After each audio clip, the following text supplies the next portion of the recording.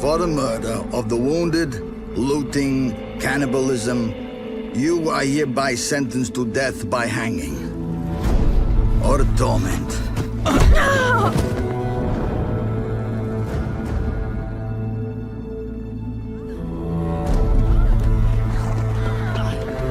Don't meddle. Take the reward and let's go. Help me!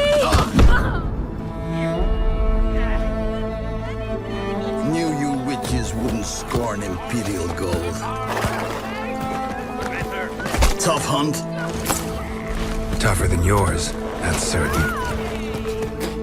Evil is evil. Lesser, greater, middling, makes no difference. Fit me!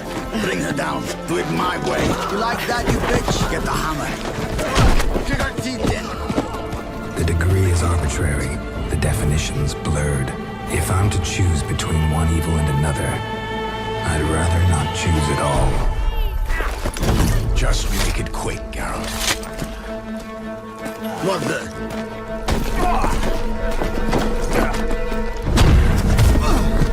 Close your eyes. Hit him.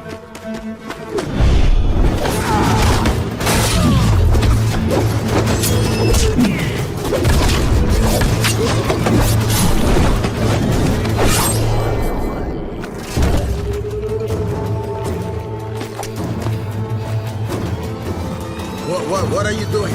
Killing monsters.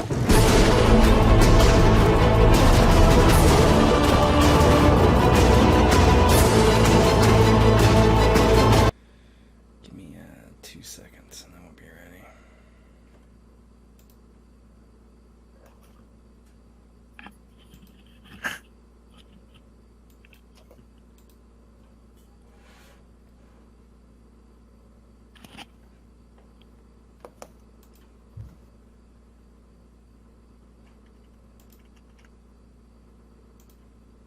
I'll just do a math later.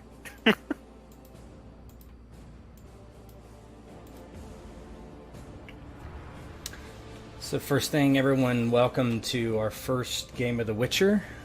Thanks for being here and playing, and welcome to our new player slip. And let's have some fun. Let me get into the introduction here. The year is 1282. 10 years ago, Nilfgaard brought their armies north and attempted to conquer the Nordlands once and for all. After a violent storm of death and terror, the fires of war fell to embers and slowed on till only smoke and smoldering ash remained. Since that time, the continent has been free of large-scale warfare, although border skirmishes and civil wars are far more common. From the ashes have grown different stories to tell. In Verdun, the Droskal, a caravan of entertainers, carnies, and gypsies had erected their tents for much-needed coin. Wide-eyed children, women, and disapproving husbands have come to gaze upon the wonders and experience the marvels firsthand. The coin has been good so far. Eiry, how do you pronounce her last name? Agal. Agal, so how's okay. Eiry Agal, a healer that was raised in the troop, performs her role. She tends to both the sick and animals alike. With pox spreading across the land, her work is more important than ever. Although the caravan has been fortunate, the threat of one ill child in camp is a constant threat. Meanwhile, life is a bit less serious to the long-lived dwarf Zavis, a bard and more correctly a dwarf of leisure. That leisure could be further described as pleasures of the flesh for coin, of course. A dwarf has to eat and drink. His stalwart companion, Devnet, was far more serious, but oftentimes found herself following Zavis's path here or there. Today was one such day. Zavis couldn't always find clientele that might want to jump beneath the blankets with a dwarf, and so supplemental income was often required. What was easier than talking to people and negotiating contracts for a killer? One raised to be such. Arranging contracts to kill monsters for Dryden was relatively easy. Often put himself in places where he could ply his other trades, and earned him a hefty percentage of the Witcher's contract. The more coin he could raise for Dryden, the more he in turn earned. Dryden was, well, less than sociable. Something about horrible things those Witcher did, burning away emotions and empathy. Regardless, it made the pairing a perfect match. Zavis's silver tongue could get the best price for a contract and, well, maybe earn him a few crowns on the side. Nudge, nudge, wink, wink. Zavis and Devnet had made the trek 2 days from the neighboring town, Grey Gallow, Grey, whatever. The town was so small and worthless, Zavis practically forgot the name the minute he took his leave. It was an easy road, and here they were, at Droskal, practically following the sods that were throwing their coins away to see your bearded ladies and a pair of tits. Hopefully, it meant the caravan had plenty of coin to pay for eliminating some necker or drowner or whatever.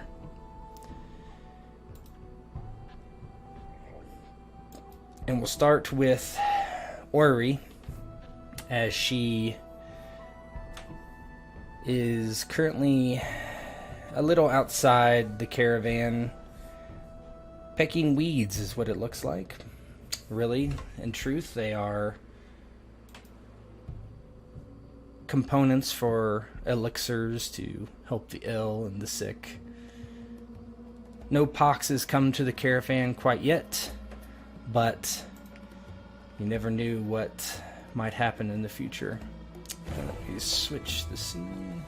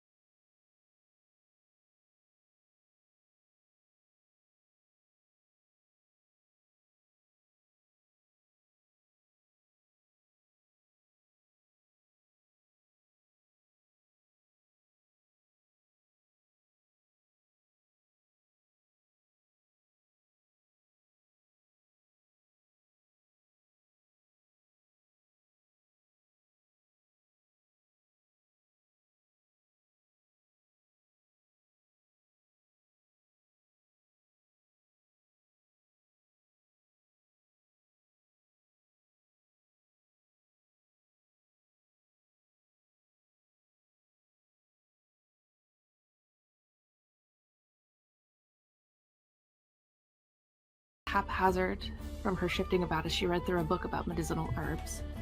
Her slender, almost bony fingers curl each page slowly before turning as her toughened pads felt the coarse tooth. A lantern hangs by the hook above her bed that provides most of the light as she keeps the curtain drawn on the window next to her. She has the book upon her lap, her wild red hair cascading down like a veil over the pages that blocks out half the lantern light, casting shadows like black snakes that slither through the expertly drawn foliage, depicted with each herb's description. This is her quiet time, and far too rare for her liking. The door shakes as a knock comes thrice upon it. Through the colored glass, a silhouette waits on the other side, only just a moment before piping up to color. "Eiry!" The voice is enough to stir her quiet, and she responds quickly. "Just a moment, I'll be right out." Slipping off the bed, through the partitioned opening, she jumps to her feet. In one swift movement, her fingers bookmark the page with a pressed flower, and sets the book down upon her desk littered with her own notes and anatomical sketches. The daylight greets her as she ventures back out into the bustle of the Droskal caravan. Sorry. Okay. Sunlight catches the wild wisps of hair like wreaths of flame. The white lines of paint upon her pale, freckled skin still manage to stand out apparent. She smiles warmly at the owner of the silhouette that had been waiting at the door. Her sister Greta waves and greets in a greeting as she walks off. This was only her requested call for work, and she offers a nod and thanks her.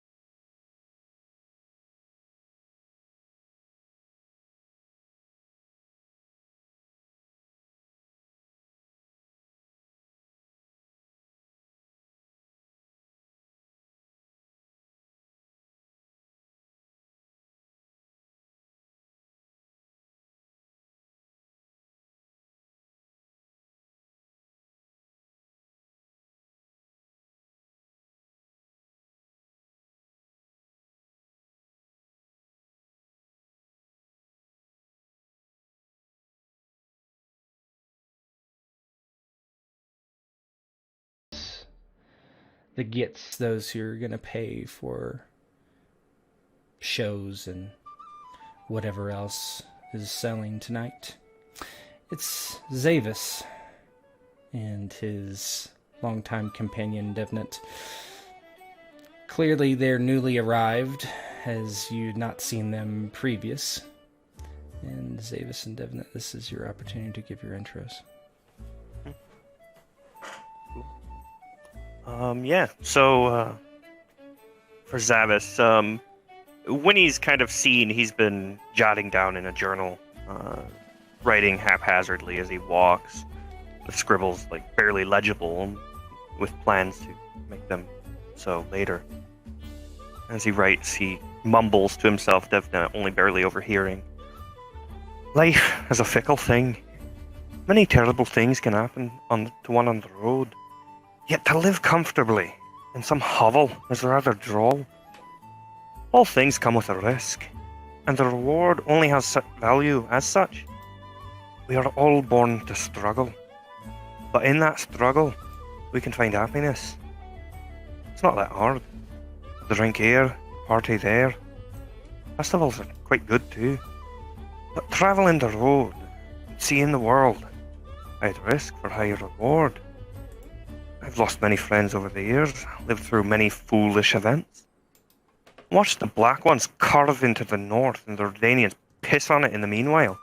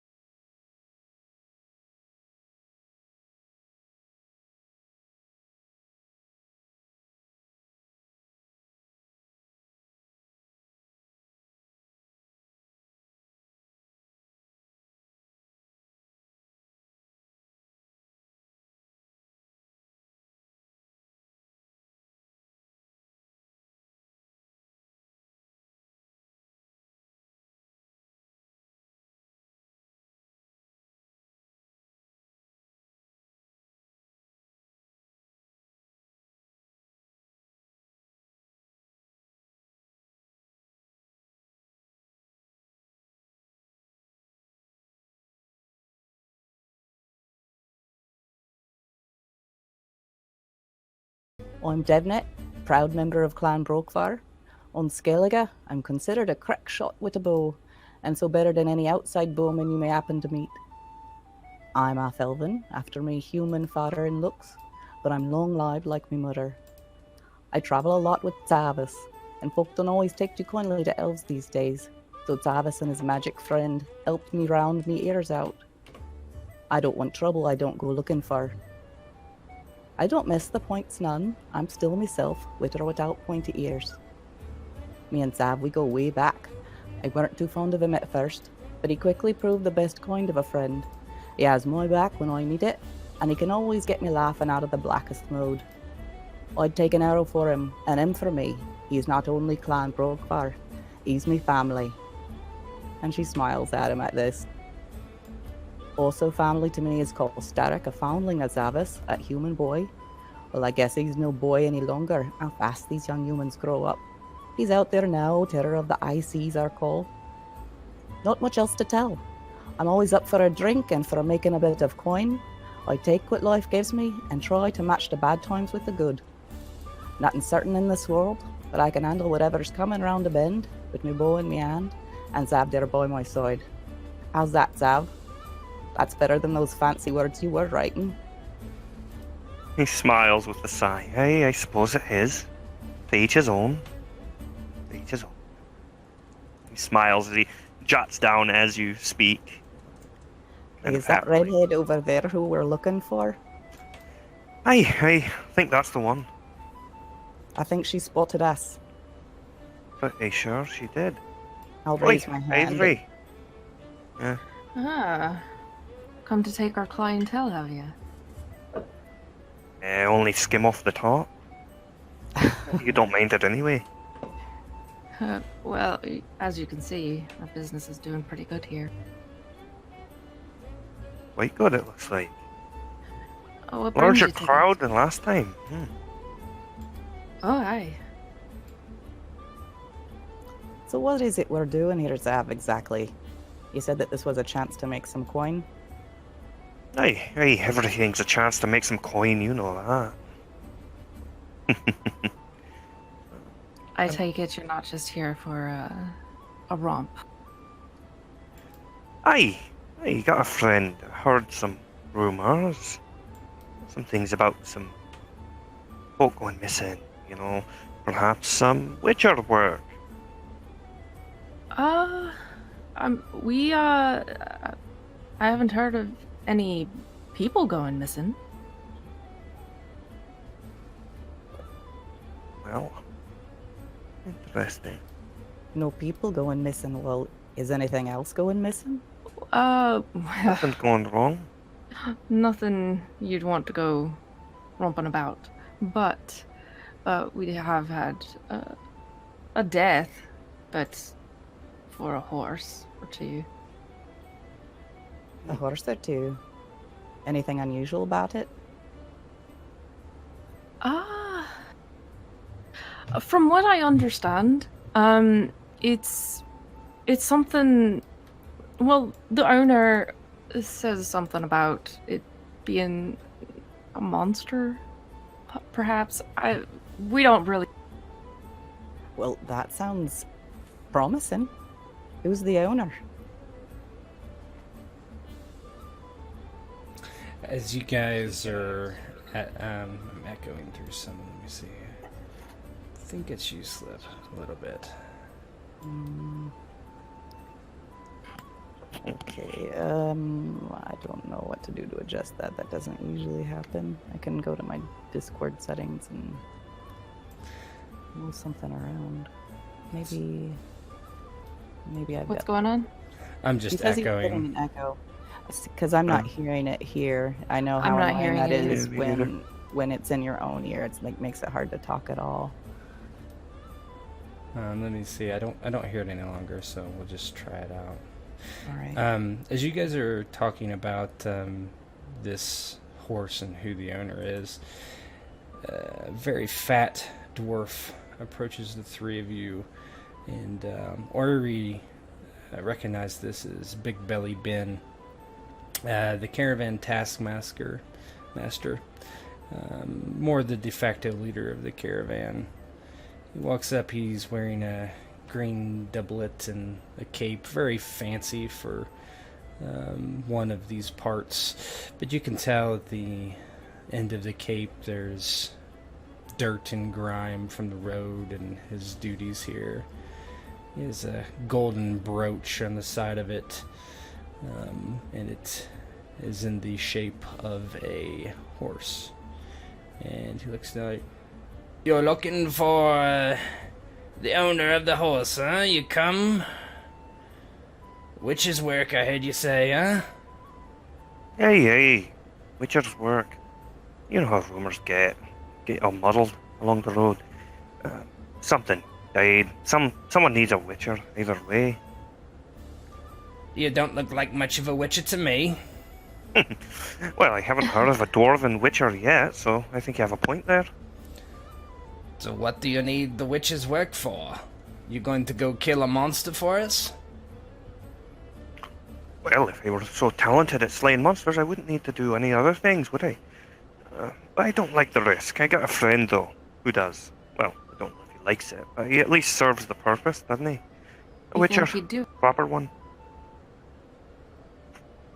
Somebody was saying something good. You think he'd do it? I think that's what we're here to determine, whether it's worth his time. Aye. So you have a witcher and you're prospecting for him then, eh? I suppose you could put it that way. Looking around, seeing what's out there. Well, one of our merchants handles those contracts. But yes, I put up the coin for a witcher. If he can slay the beast. What do you And know I about don't- the beast? Hey, I know next to nothing, but I tell you, the merchant, he knows best. He can tell you all the details, I think. Muggles, fat man, 10 chins. Ha! Can't miss him. Over there in the promenade. all right. Well, thank you. Orly, Hal, do me a favor, lass. Go with these two and make sure that they're not up to any good, huh? Absolutely. And he kind of reaches up and pats you on the shoulder. You're a good lass, Ori. Well, the show's about to begin. Time to crack some skulls. Good luck out there. Nah, don't need luck with all these fools ready to empty their pockets for us, eh? Not too true. He smiles. But if things go well, your witcher'll be getting some of that coin tonight. Can't be scaring off the clientele now, can we? Aye, that's never good, is it? Don't worry. I'll see about getting it taken care of for you. He nods. And, well, talk to Muglet then. And he kind of nods slightly and heads inside the tent. Well, Mogult it is. Aye. You know the fellow? Oh, not well. But I know him well enough, I suppose. Well enough for introductions, anyway. He's only been with the caravan probably a few months now. It's difficult to get to know new people. Aye. Although I suppose you're the one they all bring their problems to, don't they? Oh, well, if they've got a cut or perhaps a sickness. Oh, don't joke with me. With this kind of crowd, people must be getting a fair bit of lay on the side. There's always problems popping up. You're not wrong there. She's going to lead them over to Mogult. Okay. And approach, just trying to make sure to be polite in the approach and not interrupt him if he's doing any sort of say. Okay. Let me switch a scene real quick.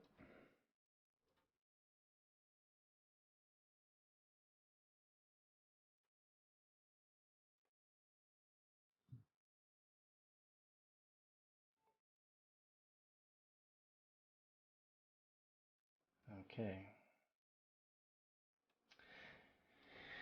You walk through the rows of tents, and the people are really starting to pile in now.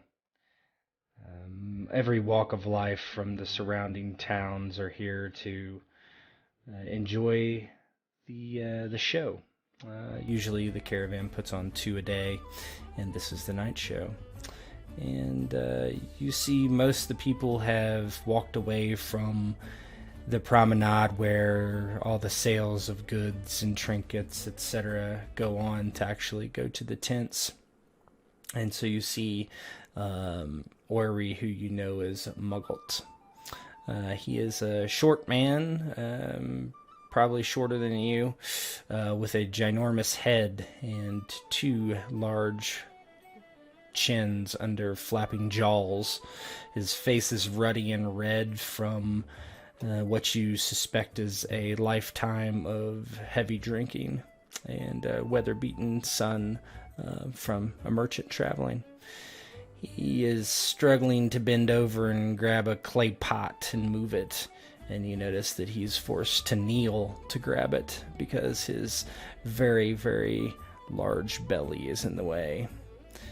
He eventually gets it and moves it and places it on a crate and opens it up and kind of frowns as he looks inside, brings it to his face and sniffs. Ugh!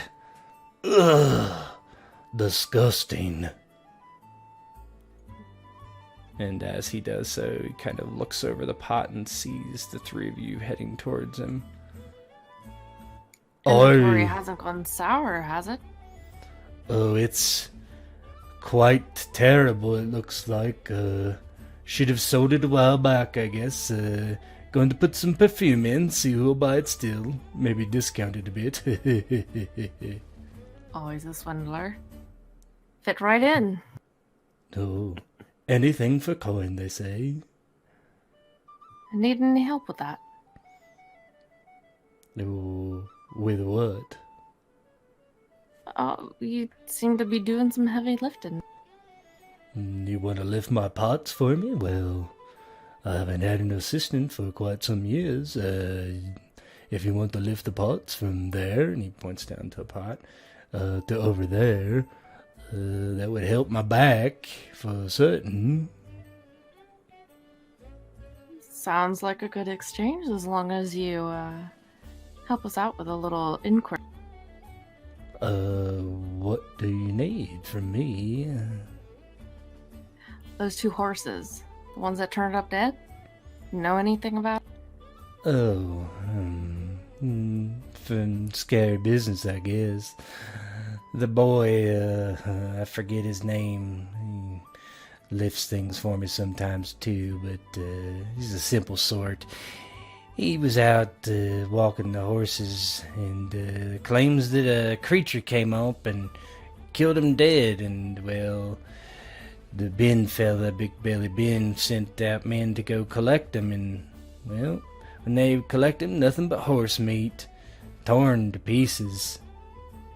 Scary business, terrible. He asked me to put out a contract, find a witcher. I haven't seen a witcher in many years, and so that's what we're waiting for, unless you know of, and he kind of looks past Eiry, people willing to stick their neck out for some coin.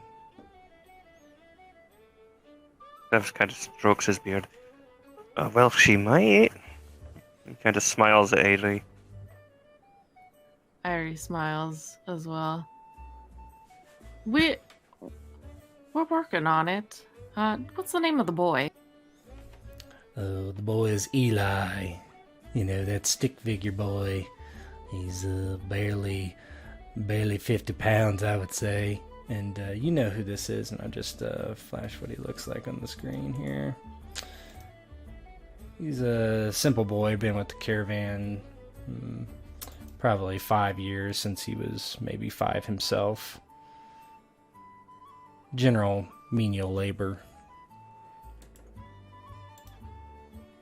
Where does he usually hang out? Where might we find him? He kind of steps out and looks around. Well, I could see if he's, well, I don't know. He could be catching a peek in the peep show. That's what I'd be doing if I were him. That's about to start, I think. Maybe I'll head over there anyway. If you watch my shop for me, I could go get him. Well, Sure. we can aid you with your inventory, but we do need to continue this inquiry with the boy. Oh, well, if he's there, I'll send him here right away, and I'll just take his spot behind the curtain. Well, all right. And Devnet will start lifting pots. You go. We'll lift. Well, I Right. think that's a mighty fine exchange. I go get to see some fun stuff, and you get to lift pots. And Don't have too much fun there. yeah, I can't promise anything. If I have a heart attack, I do apologize. and he kind of gives the 2 females a very, very uncomfortable leer as he walks by. Eiry is Devnet gives a visibly grimace. cringing. Yeah, grimacy smile. Yeah, Devnet. Zavis is none too pleased, but has like the complete air of, oh yeah, I get ya, yeah. Yeah. He takes his leave. That leaves you there to lift pots for a few minutes if you have anything you want to discuss before we move on. Yeah, Zavis kind of goes over, grabs a couple of pots, and starts moving him into place. How the hell does one get that fat on the damned road? I don't know, but that's a face only a mother can love. For fuck's sake, you got that right. What Right. exactly? Eiry's going to sniff the barrel that he said was kind of sour. Like, what is in it, and what kind of smell? It smells like something rotten. If you dig around in there, let's just do a roll. Why don't you give me a medicine roll? I should be off your intelligence. So, or maybe not. Let's see.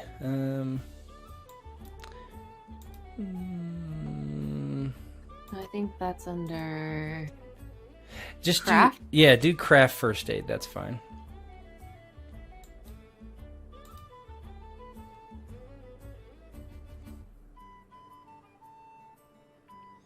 I don't need to put any modifier on. Nope. That's pretty good. So you kind of like look around in there, and it looks like old pickled eggs. Very old, apparently. Yeah. I don't want to deal with this kind of sickness. Is there any place where she could dump the egg? Yeah, you guys back up to that that foliage there. You could easily like just toss it back in behind a tree or something. This shrub here looks like it could use a watering. I will do that right now. It'll give you the terrible shits. Whoops, I can we imagine dropped it. something at least. Ugh. You go and you dump out the pot, and the smell more or less subsides from the area after a few minutes. By the time you're kind of done, you see a image of a thin, slender, wearing threadbare clothing, kind of jogging up towards you. And stops kind of abruptly in front. Oh, yes, Mistress Eiry, what can I do for you? I hear you were witness to the deaths of those poor horses. Oh, yes, he kind of scratches his chin. Yes, unfortunately, I did see that. It was awful. I do not like to recount it. Are you here to rid us of these beasts? Well, we're trying, but you're gonna need to recount it. Or are you gonna be okay with that? Oh, yes, I can. Well, you see, I was taking the horses for a ride and letting them graze, and I was 2 miles out to the east near the woods, and I was you see, I was relieving myself, if you will, and wasn't paying a whole lot of attention when I heard just a terrible, terrible, terrible scream, and this beast came out. It had claws 6 feet long and fangs 4 feet long and 2 feet wide. It was grotesque. It was as tall as a building, and it just took one of the horses in its hand and tore into its neck. The other horse startled and began to run, but it was quick. It was so quick. And it chased it down and tore into its hind legs. And, well, I'm sorry to say, I'm no witcher. I turned tail and ran as fast as I could. Oh, you did the right thing. You are lucky. Hey. How long ago was this? Oh, I guess... he takes his hand out and begins kind of counting his fingers. I think 5 days? Have we had any rain since? He looks to Eiry. No, it's been a dry spell here in the south. Maybe we could check out the area, and I could see if there's anything that the creature left that might be a clue. Zavis smiles. Aye, good idea. Eli, you've done well. You said 2 miles east, right? Yes, there's a small grove of trees there, and I decided that would be a good place for them to graze, and it's hard to miss. And he puts his hands up like he is not going to take you. But I have Big Belly Ben told me I have to stay here and work tonight. So You do your duty. You've done very well, thank you, Eli. Thank you, Eiry. I appreciate it.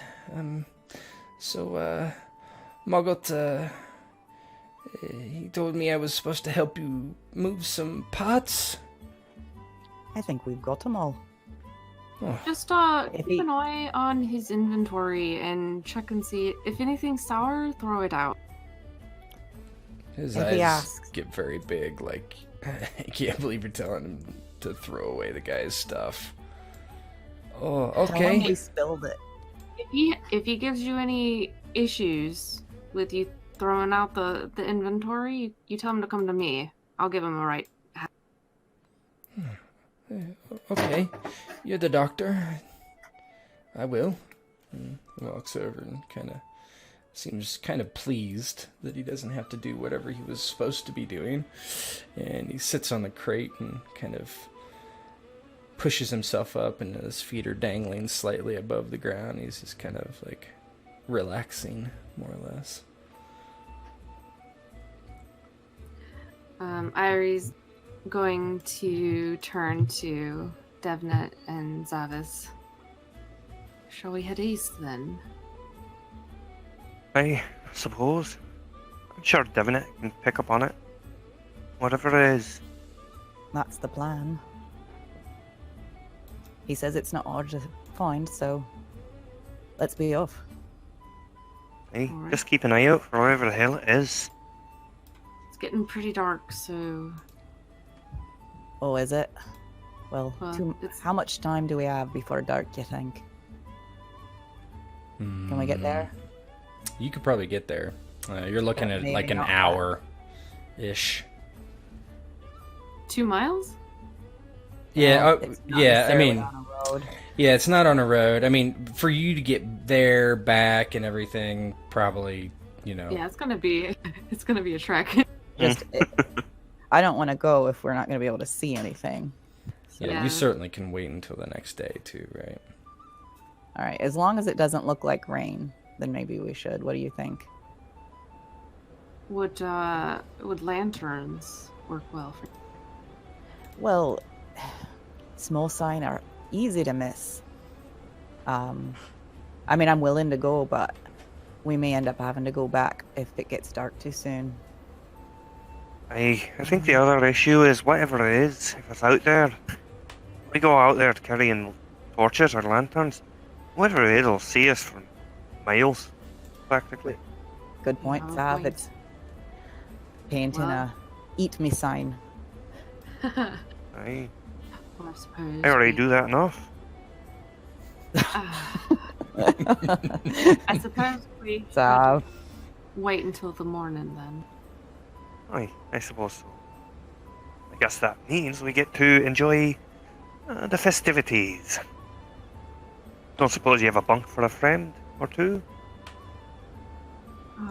I could make some arrangements as long as you keep it clean. Aye, aye. Always clean, you know that. And, just yourself. His face, his eyes narrow a bit. Well, what do you Well- mean?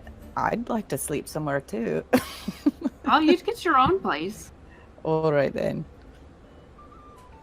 Fine, fine. The room, it'll be just me, and then just Devnet. However you set us up. I Alright. promise anyone else. So. Eli's kind of like eavesdropping, as you're not making it very, hard for him to hear. He just says, Well, there's a deal in the tavern, I hear. 2 for 1. Well, that might suit you a bit better, don't you think? Saves I my bed from soiling. Oh, I'm sorry. I meant beer, ale. Oh, now that is a deal, isn't it? I never met an ale I didn't like. Right, weird. Well, there was that one up in Redania. But then again, I don't like half the shite that comes out of Redania, so... That's true. May just be your prejudice. Well, how Don't about take it out around? on the ale. Oh. Well, Oh. let's be to the tavern then. Maybe there's Hey. someone there that's heard something unusual. Ah, good idea. Hey. Perhaps I can make some coin for our rooms, or such. That would be good. I'm running a bit low, as usual. You spend it, I'll make it. Sounds like a plan. So where is this tavern? Yeah, it's on the other side of the promenade. I'll move you there. Will you be joining us for a drink, Eiry? Oh, why It's- not? Yeah, it's 2 for 1, but I'll drink your other one. Might have to. I'm not sure if I can drink too much. Yeah, Oh, come on now. yeah, she's a wee thing. So skinny. I'm also the doctor. Oh, that's what you mean. All right then. I guess. Did it, sometimes shift ping doesn't work. Did it take you over to where you're supposed to be? Do you see anything? No, it's Just scroll I had to down. scroll. Yeah, I don't know. There we Sometimes it works, sometimes it doesn't. Don't really understand it. Oh, I know why. Oh, there's our friend. Ah, there it is. You head back to the tavern and you see Muggles. This is the only one that Zavis and Devnet recognize. Eiry, there's others that nobody important really. Most of them are clients, and you see Mogul kind of sitting at a bench all by himself. There's not really much room next to him, but he sees you and he kind of like tries to stand up, and the bench is kind of pushed in too far, and as he stands up, his belly kind of goes whack and hits the table, and kind of everything on it like shakes, and you hear like groans of the other people. Oi there. Hey, come on over, have a drink with me. And he waves you over. Ah, I thought you were going to the show. Oh, I did. Ben saw me peeping and he made me pay. I can't pay for all that. Any lesson learned then? Pardon? Any lesson learned? Oh, I heard you. I just don't know what you mean. All right then. You mind if we keep you company then? Oh, I would most enjoy that. And he kind of pats the bench. I didn't catch your name. He's looking at Devnet. You can sit right here. I'm Devnet, and if you touch me, you'll be pulling back a stump. Uh, But she smiles when she says it and then sits down. well, I would never think of doing something like that. Oh, I didn't think so. He kind of like turns his head slightly, kind of awkwardly, like he's trying to crack his neck or something, like inconspicuous.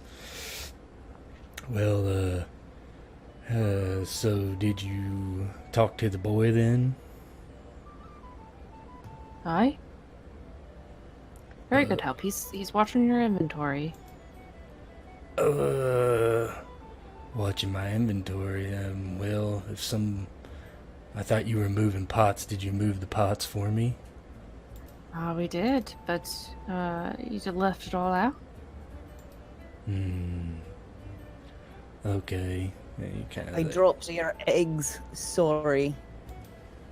Oh, yes, we did have an accident with the eggs. I'm a bit clumsy. I see. Well, that's okay, I guess. And he kind of looks at you again, and it looks like he might want to say something, but She gives him a hard look. yeah. I guess those eggs were kind of ready to be thrown out anyway, huh? Oh, they were a bit rotten. So, Zav, you gonna entertain us? Hey, I suppose I might. I think I might play something of the layer. But then again, a good tale wouldn't be bad either. It's hard. So many I'm in a choices. mood for music myself. Fair enough. I suppose. I promise I won't sing. I suppose that may be a good thing. You still haven't practiced, have you? Oh, I practice all the time, but it doesn't seem to make any difference. Hey. Well, one day, perhaps. And then we can do a duet. Maybe if everyone's ears fall off. Fair enough. You know, I knew a man without an ear and he could still hear. That's interesting. Hey. You must know all sorts of folks. Well, I've traveled the world, of course I do. All sorts of folks. You ever seen any beasts? Beast, oh. No, I would never see any beast. I stick to the roads.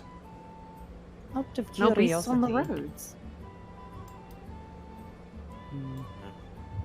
How long has this boy been with the group, with the show? Oh, about, 5 years? So he's not new then. All right. Oh no, he came when he was just a young boy. Another orphan for the gypsy train, huh? We don't use that word. Oh, apologies. I'm just a simple It's man. a caravan, not a train. Oh, well, it's a wonderful caravan. Brought you Yeah, some I suppose it good is. business. Oh, yes, most certainly. Good business. Good business. He smiles. What's your thoughts on the issues that we've been having, or the issue with the horse? Well, Big Ben, he hired me to put out a contract, put out feelers, find a witcher if there was one. Well, that's what I did. It looks like it's, the bees are coming to the honey. Say there, dwarf, didn't mention your name either, but, what's this witcher's name that you're talking for here? Might know him. Dryden. Don't suppose you've heard of him. Oh, Dryden, no, I haven't. I thought you said that you hadn't ever met a witch.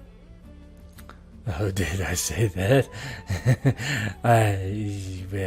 I know of witchers. I've never met the witcher.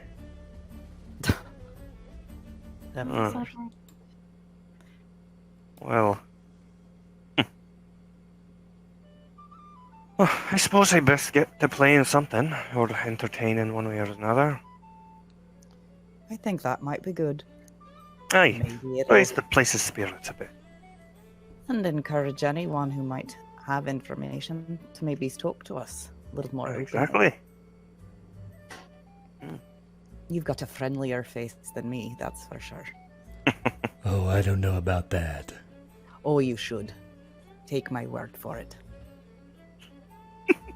He frowns slightly.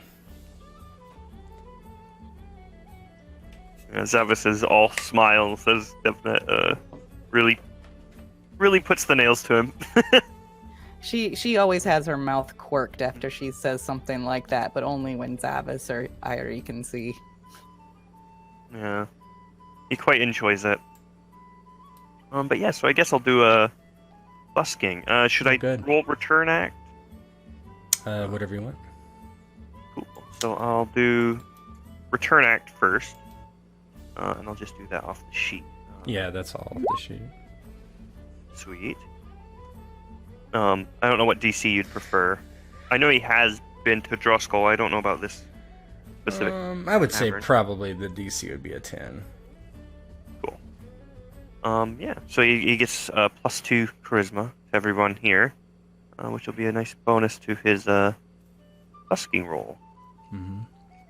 So let me see. And that'll be 26. Yeah. So describe what you're doing here. Yeah, so he kind of takes over a table essentially atop it and gets the crowd roaring and starts playing some music on his bowed lyre, a rather solemn song that then slowly begins to break into a more heartening and warming song, kind of finally ending off with a very bright tone that kind of brings the place into a royal. Let's see.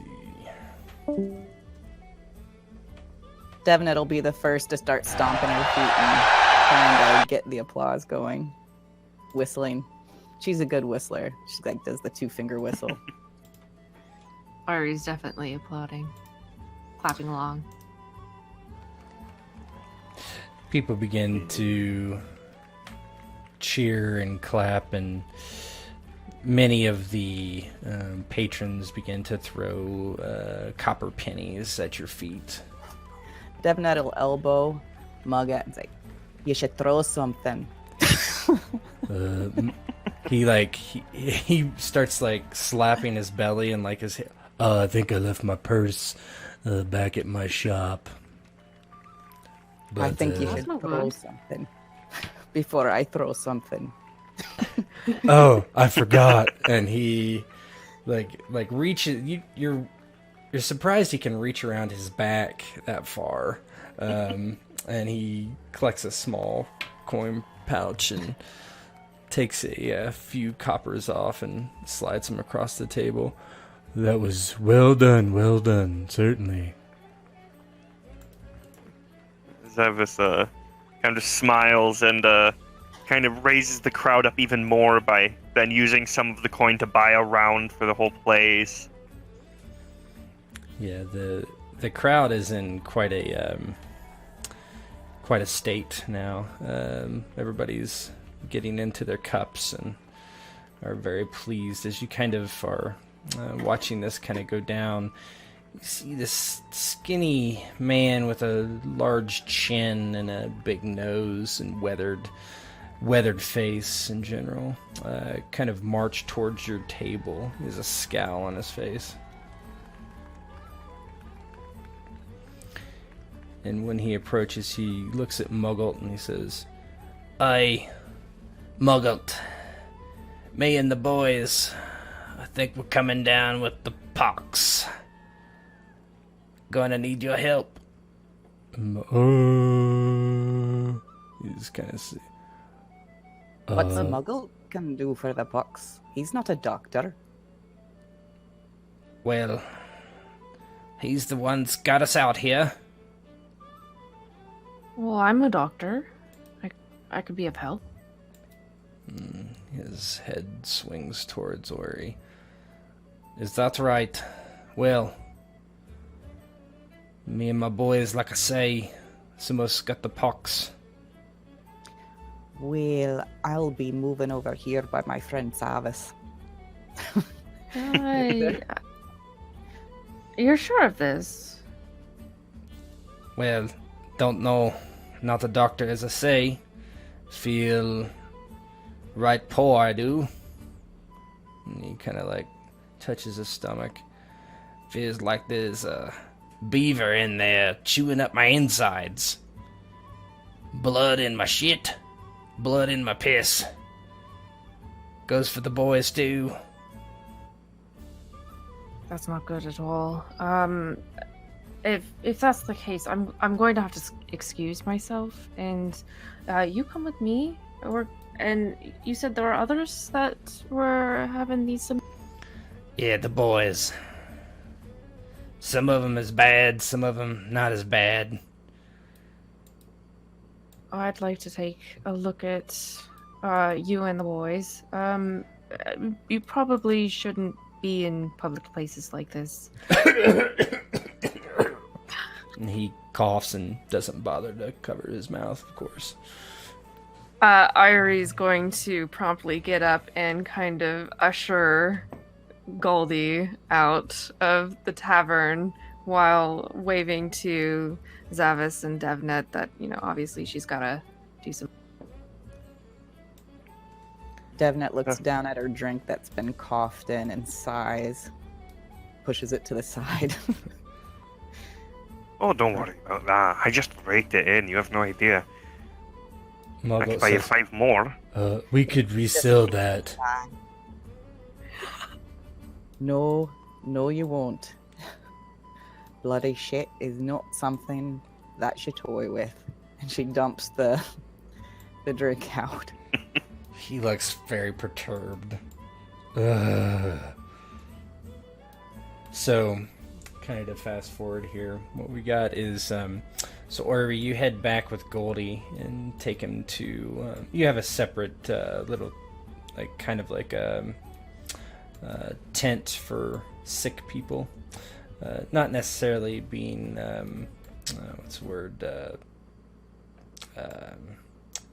contaminated or secluded from anyone, but it's where you would, see people not in your house, right? Or your own tent. So why don't you give me a crafting first aid to kind of see what you need to do, or if you have a profession skill that makes sense. Ooh. Yes, I think.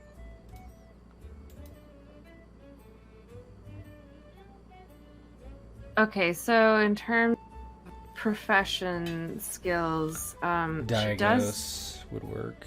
Yeah, that's what I was thinking. Do I just get to roll that skill from Yep, you can roll that one from your sheet, the diagnose, and the TN is going to be, yep, you got it. So the TN or the DC was going to be 15. So you take an hour or two to look over Goldie, and he does have some form of the pox.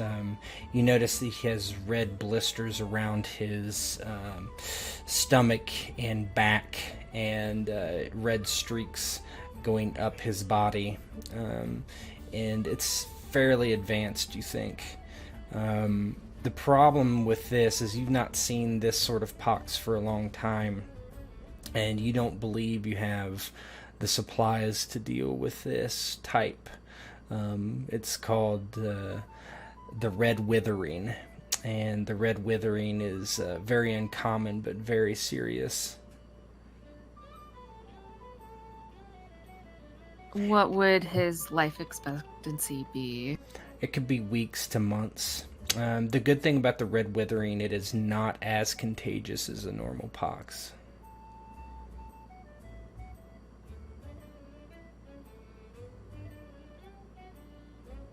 All right.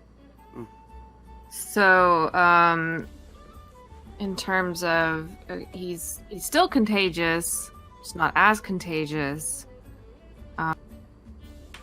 Would I be able to do anything for him to sort of ease the symptoms and make him more comfortable? Yeah, go ahead and give me a first aid roll.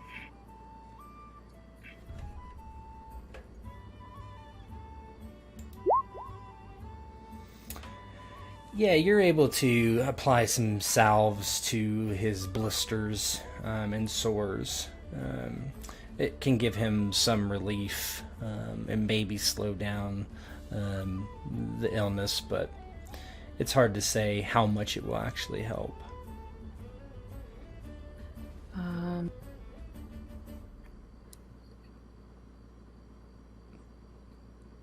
Do I know what would have been the source of him getting? It's just a contagious disease. That's just something he picked up along the way. Yeah, it's hard to say. You know that the normal pox, which is essentially a really bad flu, has been rampant in this area for a while. In these days, wherever people congregate, illness follows, and so it's definitely been a problem. But this you haven't really heard about for some time. I haven't seen any cases for a very long time. And is it just Goldie, or were the other men around? They did not. They were not around. If pressed for an answer, oh, they make camp where they want. Out in the wilds, don't much like people. Are you staying with them? Well, I was. Am I staying here, or am I going back? Well, if you don't mind, I'd prefer it if you stay within. I mean, you can take refuge in this tent. Just fine by me. I'm tired anyway, and it's late.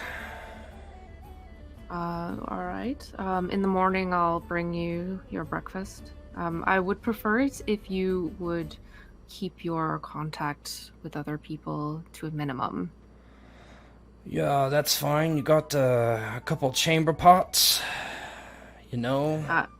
It'll be under the cot. If you need extra blankets, just give a holler. Alright. I think I'm going to try to pass out now. Thank you. Sleep will do you some good. If you need any money for my treatment, that fat merchant there, I think you should ask him. I sure will. Have a good sleep. He just kind of lays back and coughs and wheezes, and you can tell he's probably asleep, but he's coughing in his sleep. It's, you know. And as you kind of exit the tent, Mogult is kind of standing outside. What did he say? Is he sick? Poorly? He is sick. He's got, what I would say is probably the wet withering. The red... I don't know what that is. It's pox. It's a form of pox. Anyway, I do need compensation for the healing I've just done for your man. Well, okay. Is he going to die?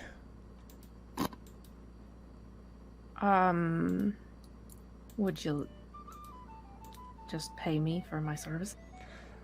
Oh, okay. And he kind of grabs the same pouch he had earlier and passes you a few coins. It's enough. She takes the coin in hand, and then checks it over, makes sure that it is a fair amount, and then pockets it and gives him a nod. He might have about a month, possibly a month or two. I don't have the right supplies to save his life, so I will have to go out and gather that as quickly as possible. I might be able to save him, but I'm not sure. Well, I would rather much he live than die, and I do say if you're looking for medicinal herbs and remedies, there's a lady, they say, she's a ways off the road, actually not too far from where those horses were eaten, yeah, she sells things like that. Old crone, I think they call her Aunt something, I don't rightly remember, but I remember buying something off of her several years ago. Well, I might give Auntie a bit of patronage, I suppose. Thank you for that. I'll try to save your the man under your employ. What is his name? Oh, they call him Goldie. Not sure why. I don't think he's ever seen a gold piece.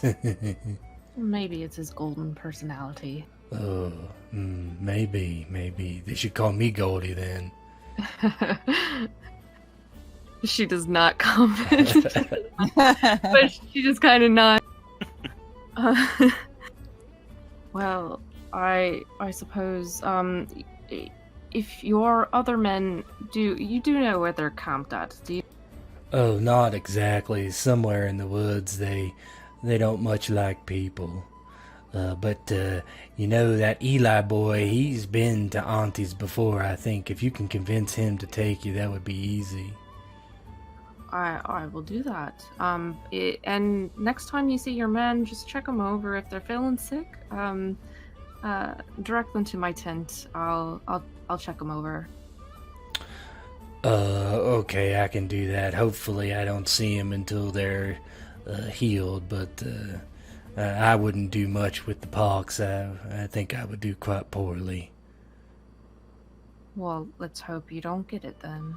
And you don't know if they have it or not yet, so don't fear them. Oh, I don't fear much. I've seen a lot on the road, as I've said. A man of bravery. Well, I'm sure you've seen much. He smiles. Well, it was a pleasure, and thank you for the information. You have a good. You too, sweetheart. She's gonna do that kind of grimace smile thing and nod as she walks away. I think he gets a lot of grimace smiles, perhaps. Yeah, a lot. Hell of a lot. Ooh. Ori, as you kind of make your way back to your tent, you see Zavis and Devnet kind of waiting for their rooms for the night after they've been drinking and whatnot. Let me move you guys over. Yeah, Devnet's leaning a little bit on Zavis, which is awkward. She's been drinking quite a bit. Yeah, they're kind of like keeping each other up at this point, I imagine. They both had a fair bit. Zavis doesn't usually go soft on his drinks. Yeah. Devnet's trying to sing one of the songs that he had sung. And she's getting the words right. Otherwise, it's unrecognizable. Yeah. Seems I've missed a lot. Oh, you did. You should have stuck around, girl.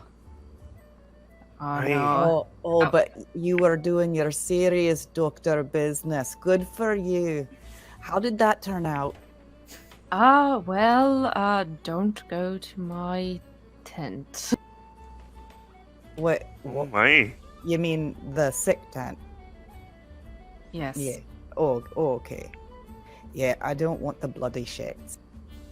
No, I you don't think anyone does. That being said, too hard and ended up that way.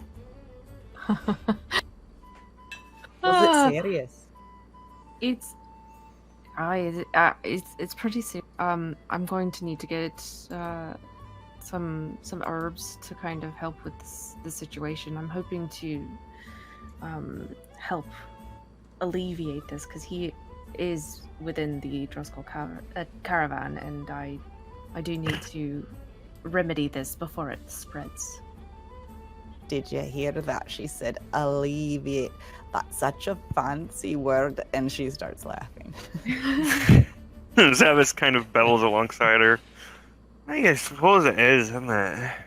Eiry's kind of smiling in amusement at their drunkenness and isn't bothered by being made fun of.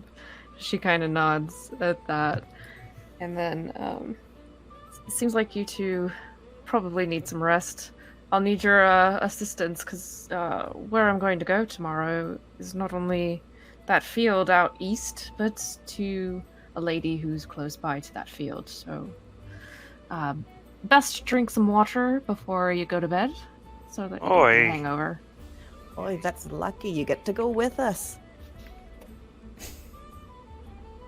I'm sure it'll be fine. Anyone causes problem and clock them. Won't be any issues with us around. If they'll put an arrow in his face. We're tough. Have you had any luck? Have you had any luck with learning more about the monster? Oh, I think we forgot to ask. Hey, well, it's likely a monster. Yeah, I think it's No. definitely Likely. a monster. but we'll confirm tomorrow. Aye, I aye. suppose we'll have to do just that. All right, Red, we're off to Beddy Boy. You take care then. I'll be outside the tavern in the morning. Aye, aye, aye, we'll see you. Get a bit of the hair of the dog.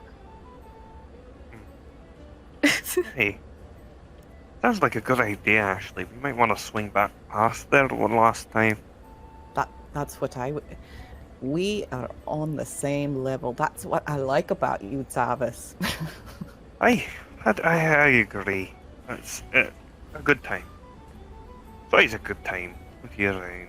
Oh, why did my head hurt so much Drink some water. already? Must have been the stench of that disgusting swine that wouldn't get off our table. Oh, you mean Muggy? Oi, Moxie, you're hey. mugging now. You've gotten Well, close with him, have you? Is that the one waiting in your tent for you? That's why she don't want us going in there. Oh, that Don't makes want sense us now, doesn't it?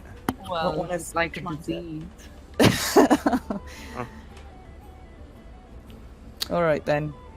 I'm out. And Devnet just kind of flops down where she is and passes out snoring. Well, she did it first.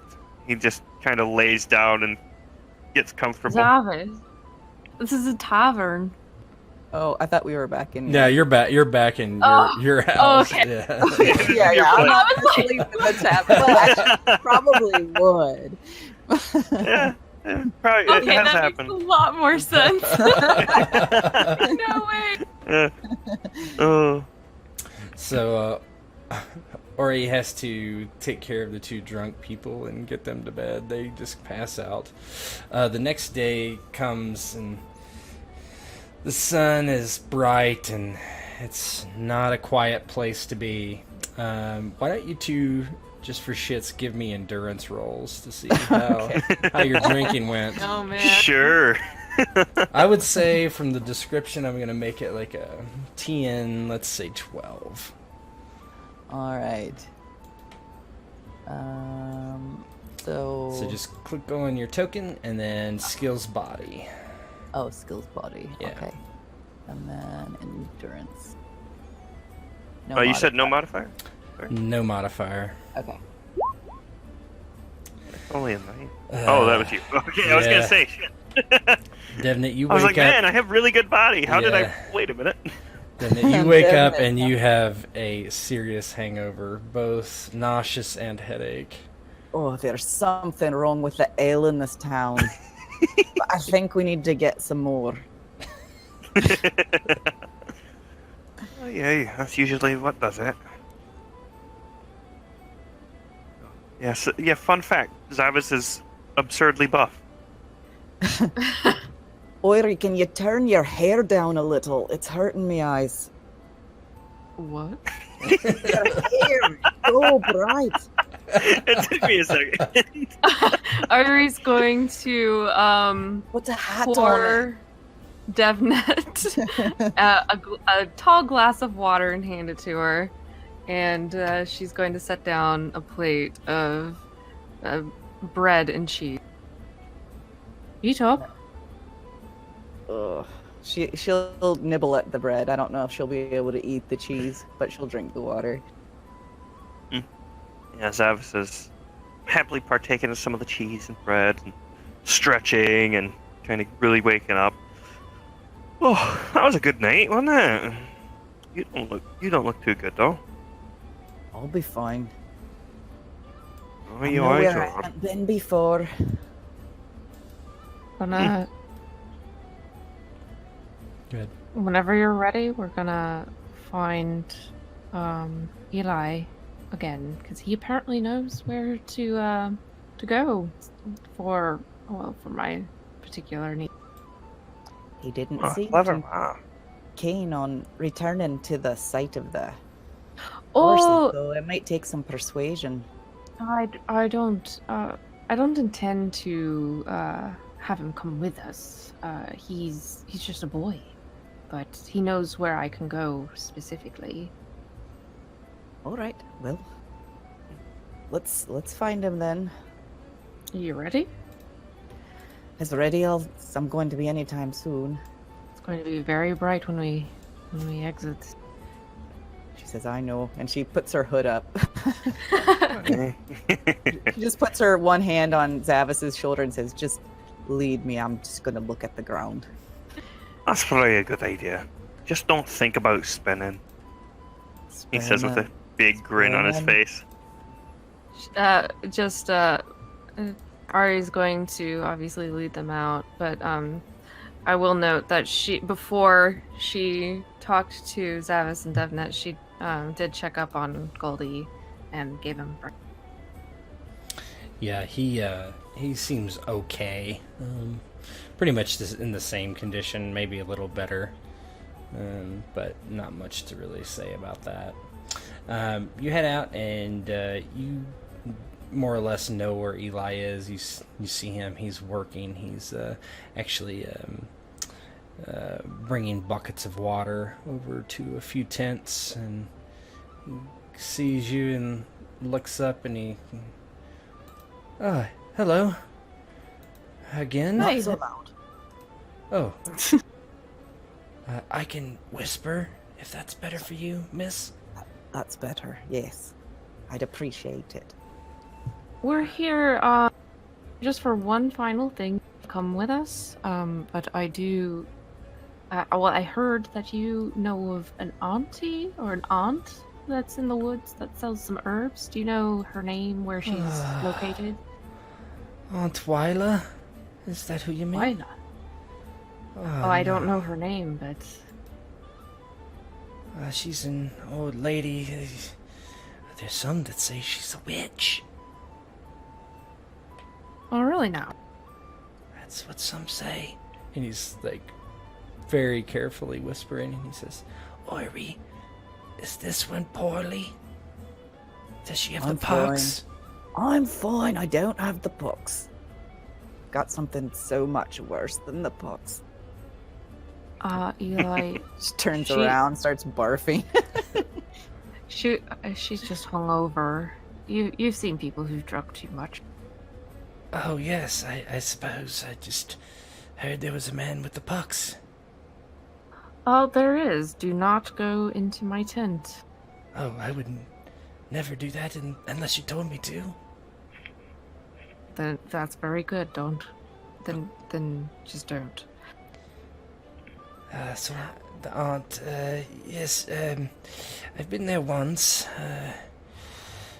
Ben made me go. He wanted to get some special hops for his ale. Anyway, it's up on a hill, not too far from where the horses were killed, though.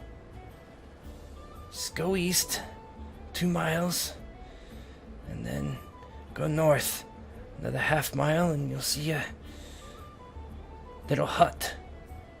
It's not hard to see. Usually smoke and such from her fire.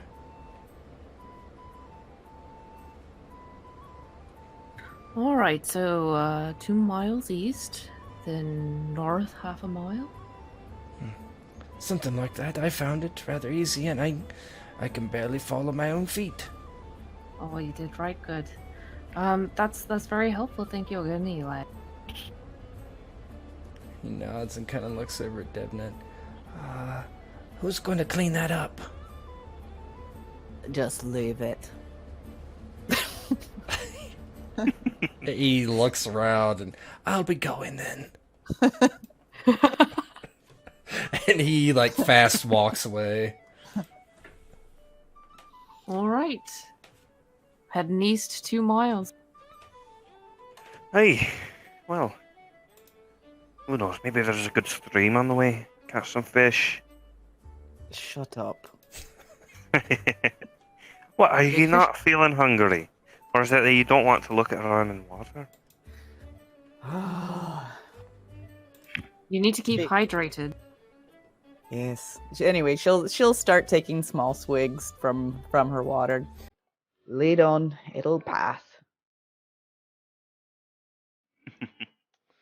All right, give me a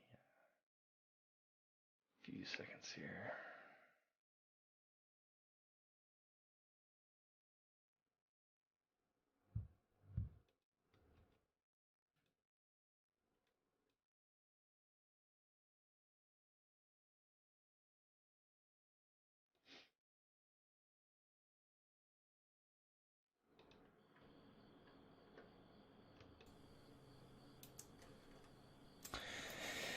In the early morning, you head out, some of you feeling rather poorly. But as she had said, it does pass as she walks and works the sweat out of her brow and just the general feeling of sickness. Although maybe not fully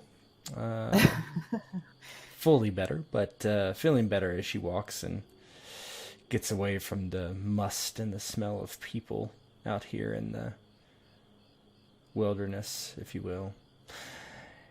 You head the 2 miles east and see a small trail to follow. You don't see the clearing quite yet, or the path north towards Antiwila.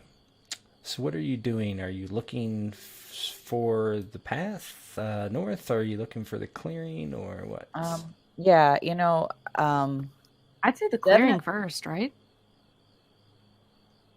yeah, I think so. And in general, just kind of Devnet's keeping her eye open for any spore or markings that are unusual.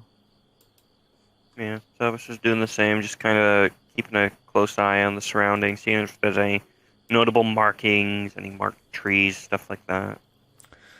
Let's do a everybody do a either wilderness survival or awareness. Okay, what So they're skills both do I in have? intelligence. Okay. Right? And Wilderness survival or awareness? yeah, whichever you prefer. I don't know which is better for her. I'm going to take a quick look. Sure. And everybody can do it.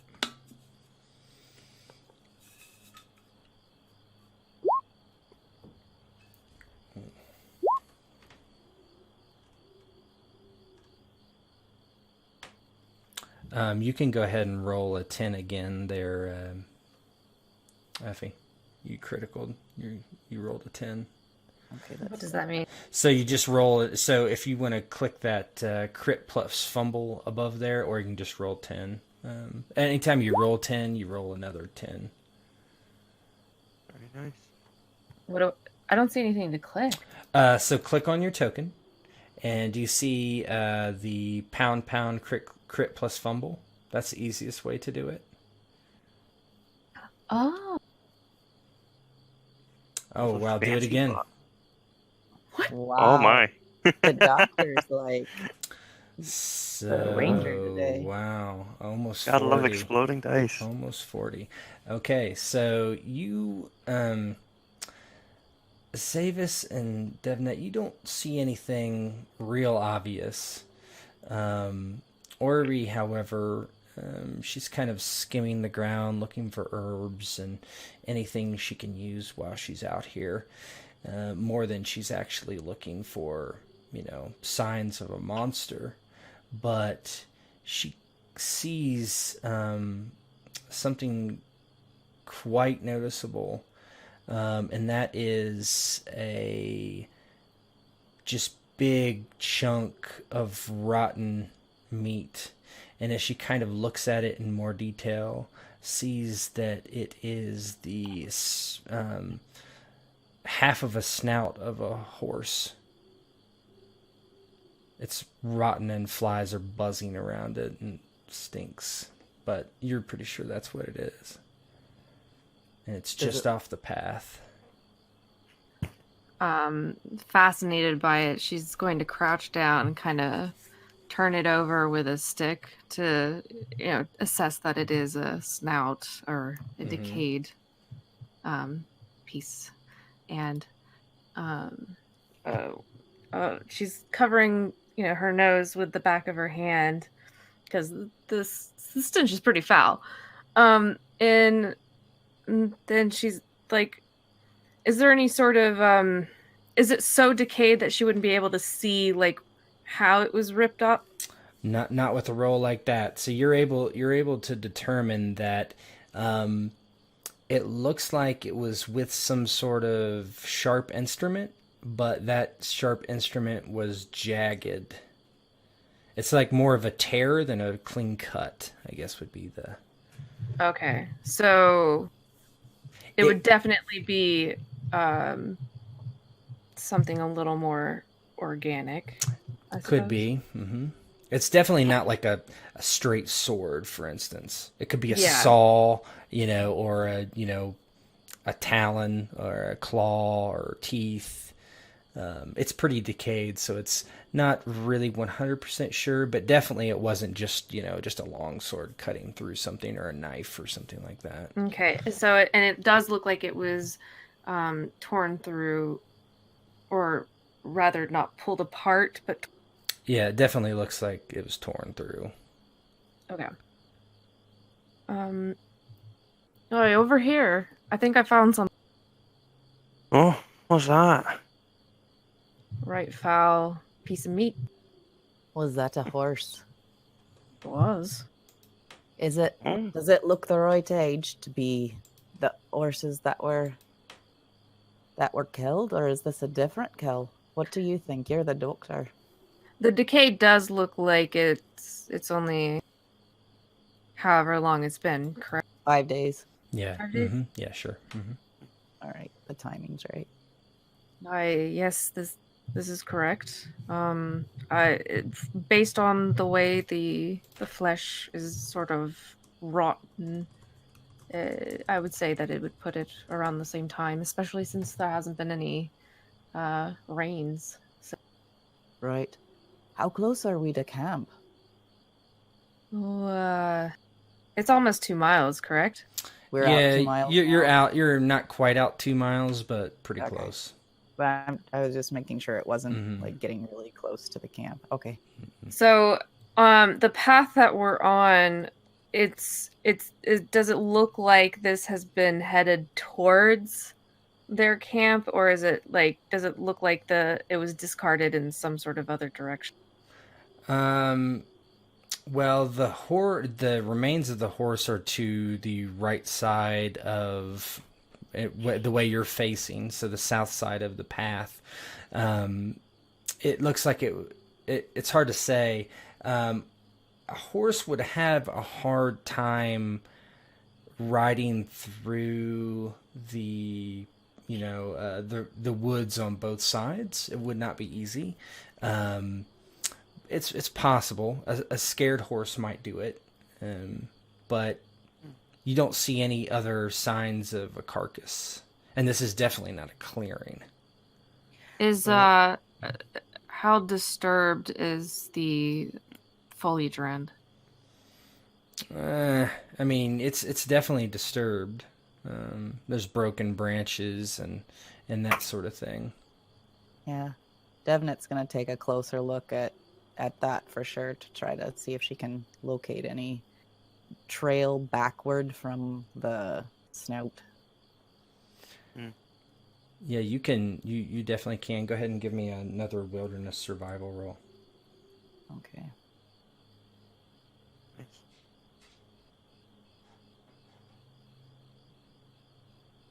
Same.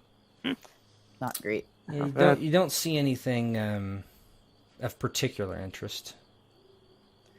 I can't find anything. Maybe we should head over to the clearing or whatever's coming up next. I suppose. Although, hell, I don't know, maybe wrap that up. Perhaps the Witcher can sniff something off it, you never know with those lot. Witchers can do that? Well, I don't know what all witches can do, but they can do some damn strange things. Carrying around a rotten piece of meat. I'm not carrying that. And she turns around and kind of backs away from it. Maybe we can save it for if a witcher comes, because we don't even know if we're gonna get one, right? Fair enough. So I guess I'll they. trust you to hold on to it then. And he kind of goes with Devnet a bit. Eiry does not. She does not do anything. She just, puts the stick down that she was poking it with and rises and does not touch the piece of meat. You leave the horse remains where they are, and you pressing on east still? Yeah, I guess we're still looking for that clearing. You head in that direction, and you do see where the forest opens up just a bit. This could be considered a clearing for sure. Give me one moment.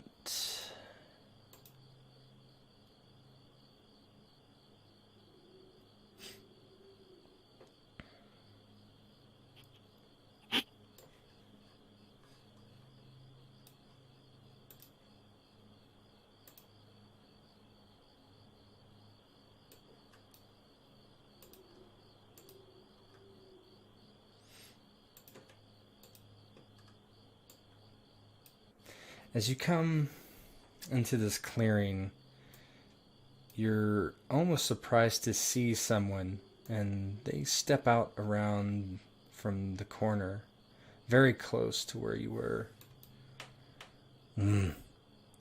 Oi there. Heard ya talking about a witcher. Heard you talking quite a ways away. You're loud. No, I'm Eiry. Zavis giggles at that. What can we do for you? He looks to the doctor and Devnet and the dwarf, and Well, maybe you should spill out your pockets. The boys and I, well, need some funds for the upcoming days, you understand? and you see kind of behind him there's two other figures kind of standing back there. The boys, huh? The boys. Are you sure you want some pox written anything? Because we kind of are pretty sick. I mean, look. And she's going to point over to Devnet, who's, maybe still a little hungover. Sick. Yeah. As you say that, he kind of smiles and turns around, and they all kind of start laughing. Join the crowd, lass. Join the crowd. Does he look sick? Yeah, go ahead and give me a first aid roll. Can I roll as well? Everybody can, yeah. Yeah. Mm-hmm. Is this okay? This isn't. That's in crafting, I believe. Okay. CRA.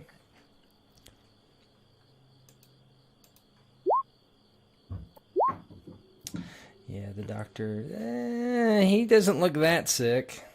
He doesn't, I mean, you can tell kind of his eyes have a bit of they're kind of sunken and whatnot, but he might have the pox, but hard to say Do for any of sure. the others? They're kind of standing too far away to tell for sure. Oh, okay. Has Devnet been traveling with her bow strung or? Yeah, sure, you would. Okay. I would imagine you would. And he kind of looks at you and he says, "Now, little fella, and you ladies, let's be all civilized. Drop your purses. Won't get ornery with you." Well, if you are sick, we can come to an accord. Oh, already got that covered, sweetheart. How so? I'm the best doctor here.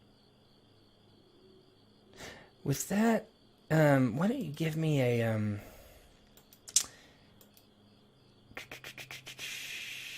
human perception roll under empathy. Anyone can. Cool. I forget there's buttons for everything. I'm so used to just clicking sheets. A human. Oh, I'm sorry. What are we? Human perception. It is under empathy. I got it. Okay. Nope.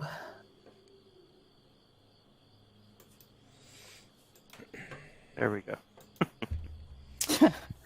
So, since 2, you got it. So, It's his job. Yeah. So, Zavis and Ori, you noticed that when you said that you were the doctor, he did not like that for some reason.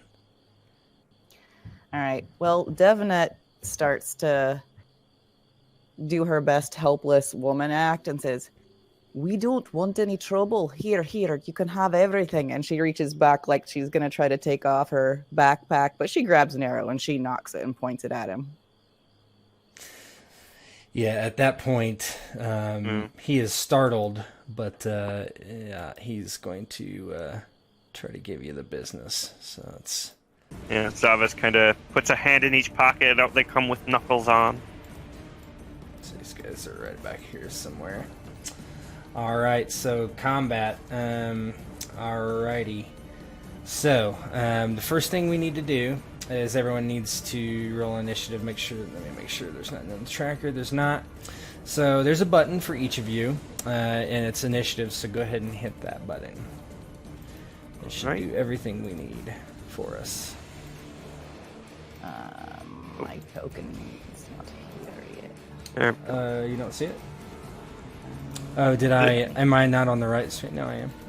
Let's see. Did it add me? It did not. That's weird. I clicked it a couple of times. I don't see it rolled. Yeah, mine says I wasn't 9. paying attention. I've got like 5 input value boxes open. Okay, hold on. Not working for you guys? Oh, it's working. I didn't notice that it opened an input value box. Okay. For modifier. Yeah, the modifier. Yeah, 0 modifiers. It popped up over my sheet, so I didn't notice it. No, that's fine.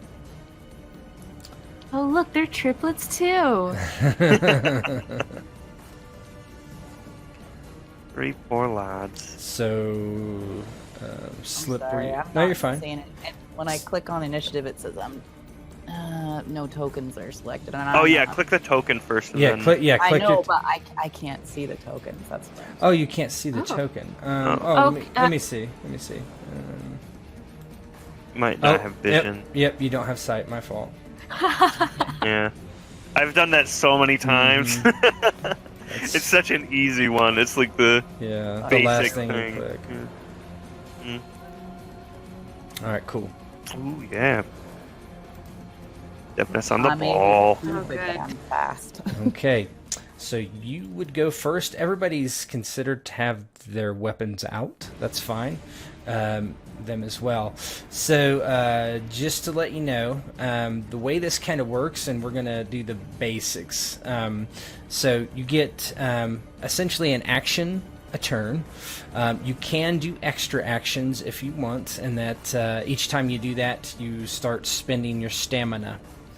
The normal actions are these are the actions that you can do multiple times: attack, do verbal combat, cast magic, use a skill, or pick up or draw a weapon.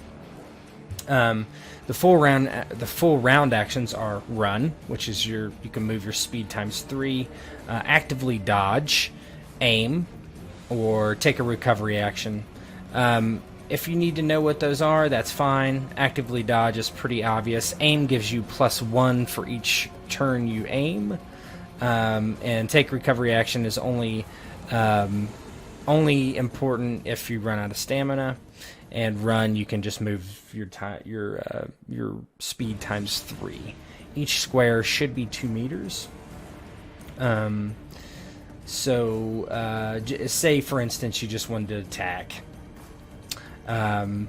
You would just choose the attack action, and then if you need to dodge later, then you'll use an extra action with defense, and that just costs 1 stamina for how many times you do that. Okay. Okay.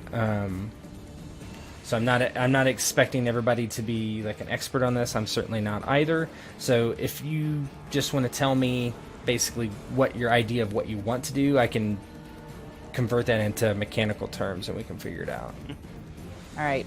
Do these bandits, are they armed? The ones in the back, are they armed with bows? One of them has a crossbow. Okay. Well, I would be trying to take out that guy first. Okay. So that he can't take pot shots at these guys. Yep. You're very much well in range. I think you might actually get a... Let's look. Just because first time we've done this, and... shoot real quick, looking at something. Short bow range is 100 meters. You are...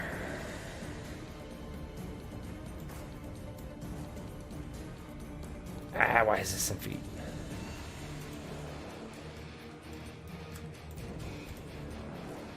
Just bear with me 1 second, guys. All good. Yeah, 19. So you're actually in, that's point blank range, right? No, you're close range, so no modifier. To hit is a target DC of 15.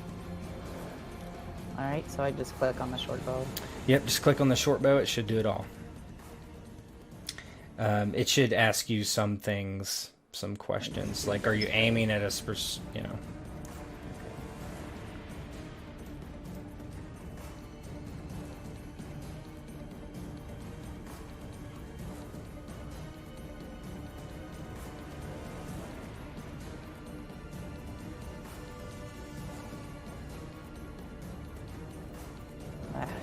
Nope.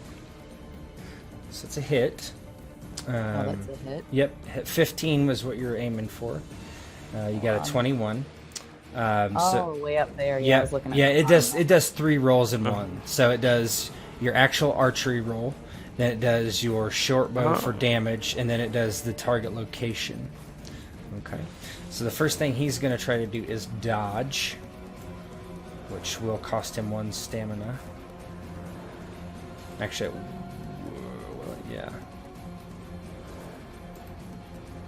No. So... Okay, so you hit him in the leg. That is nothing. Let me see what his armor is.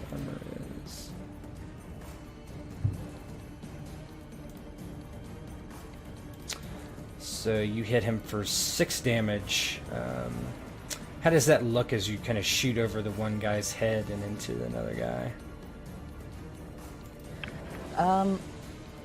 Yeah, I think that she is basically kind of rather than shooting over his head, she'd probably try to kind of lean over to the side and shoot past him. Okay. She's a good marksman, so she can probably pull off some fancy stuff.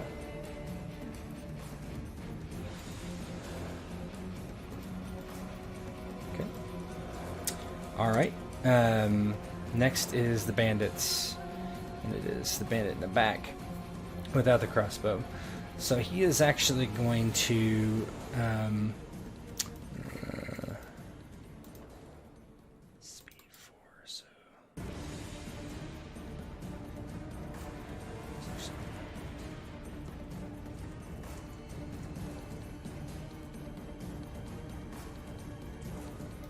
this one actually runs up, trying to get closer with a sword in his hand. The next one is the one with the crossbow. Oh, you're in my way! And he also moves, try to get a better shot, limping as he does so. So, how much of our turn does moving take if you move like 5 feet or 10 feet? If you move normally, that is, you can move up to your, I want to say your speed for free, I believe. Okay. Yeah, you can move distance equal to your speed in meters and perform 1 action. Okay. I'll keep that in mind. So these guys are moving faster. They're doing full round actions to get into position. And I forgot the critical effect from your attack, but we'll do it next time. Okay. Just working through it here. Go ahead, Zavis. Cool. Yeah, so it was... I don't remember all of the things. Mm-hmm. So I can move up and attack, yeah? Yes, you can. Okay. Mm-hmm. Cool. So yeah, he kind of moves up right here into the thick of them. And he's going to go for this one that's closest to them. Okay. And he is going to aim for the head, which you said is all factored into there. Yeah, it should be -6 factored in, yeah. Alright. So if you hit and you hit someone in the head, Does big fat damage. Yeah, it multiplies it by 3, I think. okay. Mm-hmm. Right. Cool.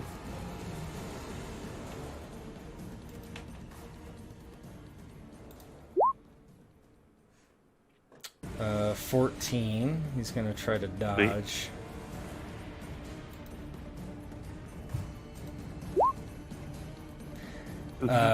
Did it put the -6 in? It sure did. Good. So you swing at his head, and he just kind of leans out of the way, and your just arms won't reach his chin. Alright, I'll go in for my second attack. Yep, fast attack. Yep. This one, I will also aim at the head.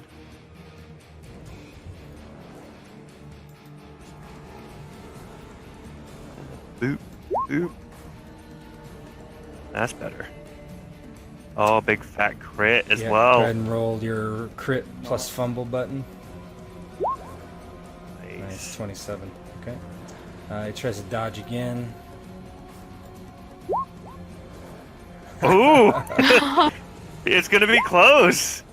Ooh, he did it! And Holy shit! Yeah, somehow this guy must be a good brawler. He's on as the well. ball. He like Fucking hell. Yeah, he leans back as you kind of like jab out, and then you kind of come with a cross, and he actually kind of steps to the side. And I shouldn't have gone for the avoids head. it. If I had gone for the head, I would have had him. So yeah. And then I think I'm gonna go for one more. I think you gotta wait until it cycles back. Oh, for the stamina for extra attack. Yeah, if you want to do extra attack, that's my understanding that you have to wait. Cool. Right. So now it says at any point during your turn. So go ahead. All right, yeah. I'm gonna try because you get a cumulative minus for dodging, don't you? Or do you? I can't remember. I believe that's only ganging up.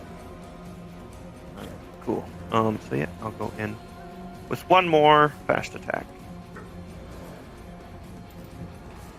Yep. Boop. Brass knuckles. This time I'm not going to aim. He's just unleashing a flurry of blows. So there's the first one. Let me resolve that first. So he's going to spend another to dodge again.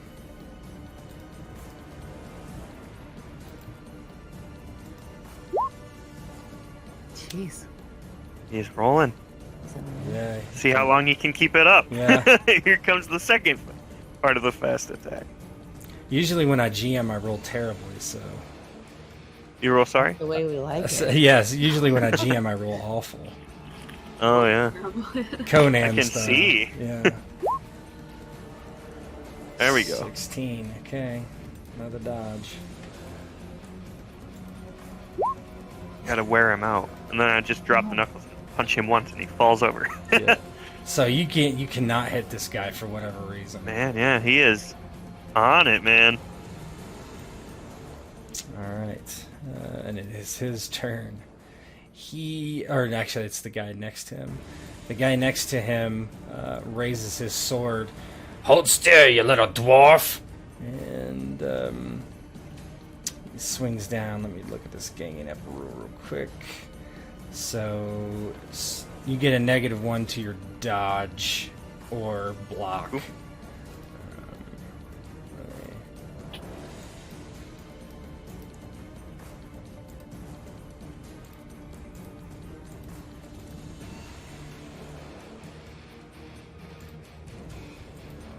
He's not aiming. 14. Alright, we'll dodge.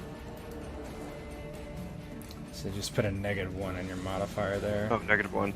So it's 17 then. Yeah. Okay, that's fine. So that's a miss. And NPCs, I don't believe, can fast attack. Or strong attack. I think they just attack, right? That's my understanding. I'm not sure. I haven't read anything that says they can. But then again, I haven't read anything that says they can't either. So. For now, just for brevity, I'm going to say they cannot. So he swings and misses. Eiry, you're up. Alright, so, the guy that's right. Mm-hmm. Okay. Yeah, is he preoccupied with what Zav... Oh, definitely. Definitely. He's dodging like crazy, because... Okay, she's going to... Would she be able to go up to him? And I'm stab not him? really sure. Yep. Yeah, you can move up to your speed in meters. Each square is a meter, so you can definitely get there. Okay, yeah, she's gonna go up to him, but, kind of still on his side. Mm-hmm. And, I don't know how well this is going to do, because... Oh, it's alright, don't worry. Just poke him with something. Would I be... I'm gonna do the bleeding wound, but the skill level is 0. Will You can I try. still be able to... Yeah, you can still roll it, yeah. Because, like, any other roll is going to be just as bad, really. Yeah, that's fine. Yeah, you'll have to do that one off your sheet. Skill 8. He still needs to dodge. Actually, he doesn't, because do nothing TN is 10. You at least got to beat a 10. Yeah. So you step up to hit him, and he just kind of swats the dagger, the hilt of it, as you kind of come forward. Just growling. All right, next turn. Devnet is up. All right. She's gonna try to get a clear shot at the again. So, can she move there for free? Yep. All right, she'll move there. And okay, so I'll do the bow, and this time I'll try the head attack, like he did. Maybe Okay. take him out faster. Yeah, and they're not wearing armor on their head. I mean, that's obvious. All right, is this point blank or close? Close. Okay.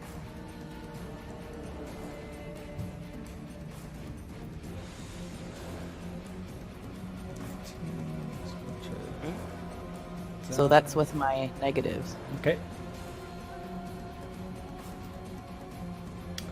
That's a hit, not enough for a critical. So that is hit him in the... You actually did aim for the head, right? Yes, I did. So, okay. So that is going to be 36 damage, which kills him instantly. So how Nice. does that look?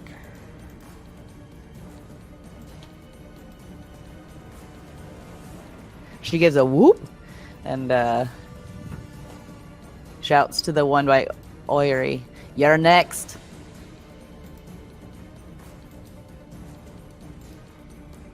He just kind of goes right through his eye and just tumbles down. Okay. Next bandit,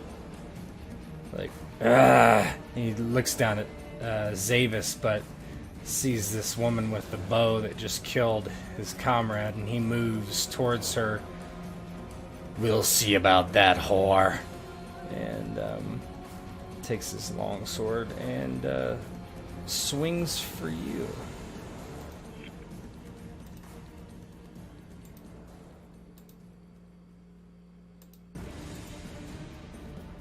18. So, easiest thing is dodge, yeah. You can also do something called reposition, which will let you move and dodge at the same time. I would want to get into a place where she'd be able to use her bow again. Yeah, without being attacked, right? So, right. Let me look at reposition really quick. Defenses.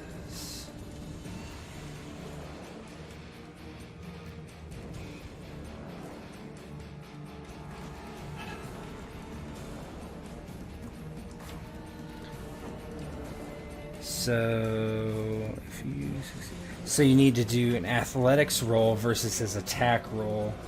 Okay. I don't know if that what your athletics is. I don't know if that's. Is that under good. Dex? I yeah. think it is. All right. That's So pretty you good. So you dodge, and then you're Nice. able to move your speed in meters in any direction you want. Okay. She doesn't want to get too far away from the combat. She just wants to be able to shoot again, so she'll just like move back into the trees a bit. Yep. So he swings, and it just kind of goes over your head as you are able to retreat away. Okay. Zavis, you're up. Alright, yeah, so he's gonna... That guy doesn't seem to want anything to do with him, so he'll take care of this guy first, hopefully. He'll go in. He's not gonna aim this time. He'll do, I think... Yeah, I'll do fast strike. Knuckles. There we are. 21. So that is a definite hit, and it's going to be a critical too. So your damage was you hit him and you leg punched him. Nice.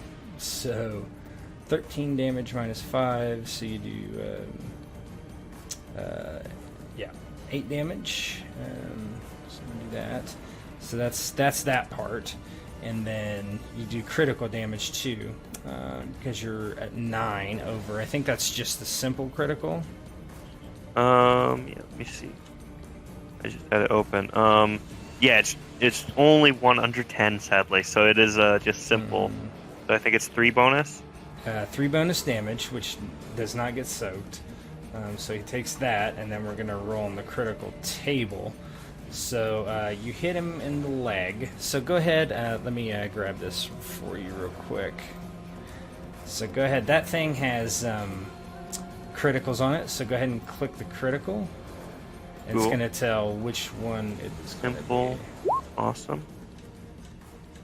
Nice. So where are those criticals? I can't find them. Oh, there it is. Okay. So Very nice. Sprained leg.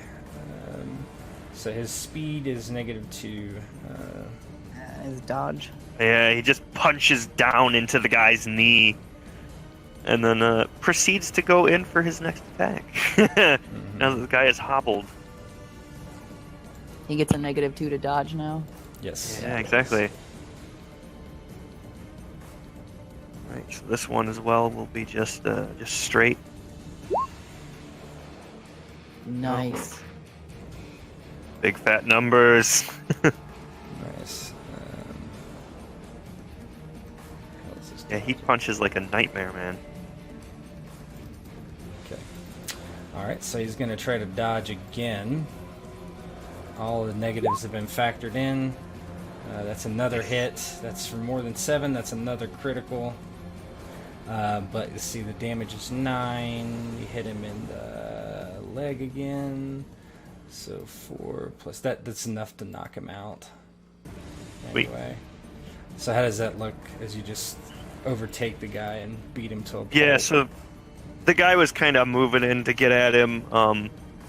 Zavis dips to the side a bit and brings kind of one of his fists with the knuckles down straight, hard angled into his knee downward, and then kind of brings the other one up in the side and just kind of there's this big loud popping noise in his leg, and the guy his face kind of goes pale and he passes out.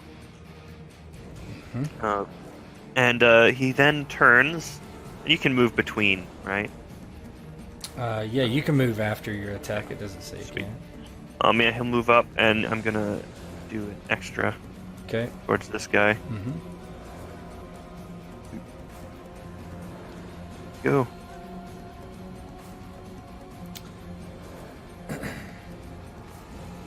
Another fast with no target. 15. He's gonna dodge again. This guy. This guy's. Roll low eventually. Yeah! So that's a normal hit. It's a head, though. It's a headshot. Oh, sweet. So, I love headshots. So 5, 3. So it's 9 damage only, actually. Oh no, he has no armor on that. I'm sorry. So 8, 10. Yeah, that knocks him out too. Sweet. Just pops him one under the chin. Whew. Okay, so he's unconscious. Yep, they're all knocked out or dead. Devnet's about going over to- to. Yeah, Kill him, he but probably he thinks busted the he's dude's dead. jaw easily. He's got brass knuckles on, so it's no longer just it's no longer non-lethal, so it's actually painful damage. Mm-hmm. Do we want to keep one of them alive? Keep them all alive. What? What? Why all of them? We only need to talk to one. They're all unconscious. Just leave them be. I Devnet looks suppose you really doctors have your confused. way, but So that they Eiry's can come going- back and hurt someone else? That doesn't make much sense to me. Do they look like they'll be in a state to hurt anyone else? Not now, but they'll be even more desperate when they're well enough to do something about it. hey, she's a point. Lads like Anyway. this get on the road and they never leave it. And they're not the type you want around. It's not really any skin off my nose. I won't be here to get killed, but if that something happens to that young lad, how are you gonna feel? What young lad? Back at the camp, Eli or one of them. Eli has the entire caravan. Oh, unless he's out here on the trail like he was with those horses. I'm just saying. Well, he's not going out on the trail after the beast. I'm just making a point that they're gonna hurt someone sooner or later. And they've been hurt now. I suppose you have your ways, but people don't learn the way you'd think they would. You still have to give them a chance. I suppose that's fair enough. I Let's don't give it have to for give now, anyone a definite. chance once they've tried to kill me. But yeah, I won't argue with you. This is your home territory, and it's not worth it. But Well, I I'll wouldn't say that it's my home territory. I'm nomadic. Well, they're Well, near let's see what people that they've you got have to on deal them. with. I'm gonna start rummaging that in mind. around. Eiry's going to check the state of them, each of the unconscious men, see if they are like really worse or than just unconscious, or if they will be able to wake up and go about. Well, one is dead as a doornail with an arrow sticking through his face. All right. Yeah. Then the other two, Oh, yeah. one has a severely dislocated jaw, and the other, the second or the first one, Zavis put down, has broken ribs and a torn up leg. Yeah, brass knuckles are no joke. They are scary shit. He's probably got some severe internal bleeding. Devnet's like, nice, Zavis, as she's like looking at the guys picking their pockets. Yeah, they don't have too much, but Eiry, is it possible for Eiry to attempt to put the jaw back in? go ahead and give me that first aid roll. Or your doctor profession roll. Whichever would help. I think that Isn't the doctor profession one like the critical wounds one? Because that would be perfect. Okay, yeah. Yeah, let's do that one. Yeah, just remember, some of those, although some of them have special effects, they are necessarily lower than your normal medicine. So. Okay. Yeah, because this is it heals a critical wound, but it's not like specific or anything.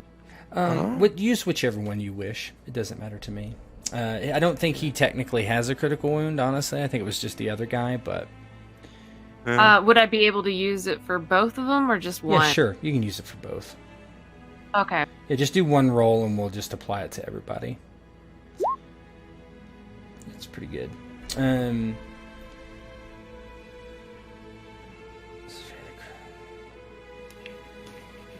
She could at least have waited till he was conscious and could feel it. So how does it look as you set this guy's jaw? Well, not pretty, but there's definitely some. It kind of looks a little horrific in terms of the skin kind of being, manipulated with the jaw going back into place. There's a pop, and it's already looking pretty swollen and kind of bruising up. I lost a few teeth as well, I would imagine. An uppercut with brass knuckles is not a good time. Yeah, just as you kind of start thinking that, he kind of barely spits out teeth with no force, just almost his tongue just pushing it out of his mouth. He's, you broke my jaw. Well, that's what you get. Just trying to earn a living, lady.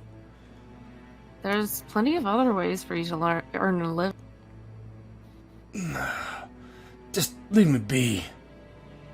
Oh, sure, fine. But you come back around here again, there's going to be more than your jaw that's broken or dislocated. Kind of looks over at the dead man. Okay, we'll leave. No, we're not done with them yet. I'll just stride over and say, listen, if you want to leave here on 2 working legs, then you're going to answer some questions. Eiry's going to step back and let them take over. What do you want, lady? What do you know? What do you know about the strange happenings around here? The attacks and the disease? The Stains attacks. What you talking about? The thing that killed the horses. Go ahead and give me an intimidation roll. Okay. Nice. Alright, that's under... I almost put a bunch of points into it, I but believe I it's didn't. will. Okay. Yeah. She's not got a lot of will, but I think she does have some in intimidation. She's the one that does that for Zavis. Here's one thing you can do. Usually you do it before a roll, but we're all learning here. Okay. Is you can spend a luck point to give yourself a +1 for how much you ever spend. Okay. How much luck do you start out with? It should be in your stats.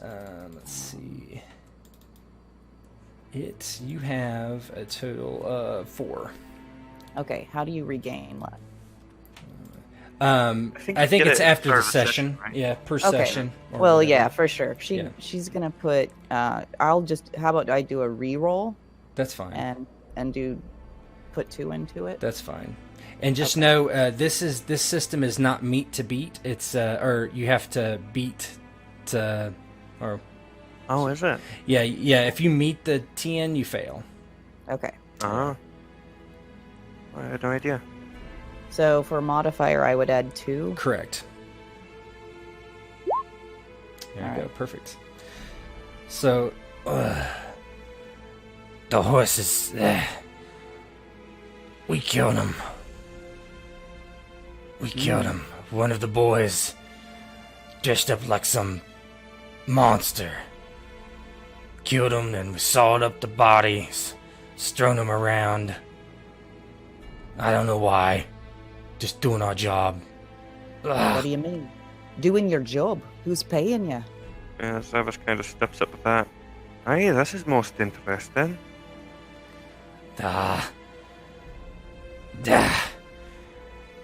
You're gonna let me go, right?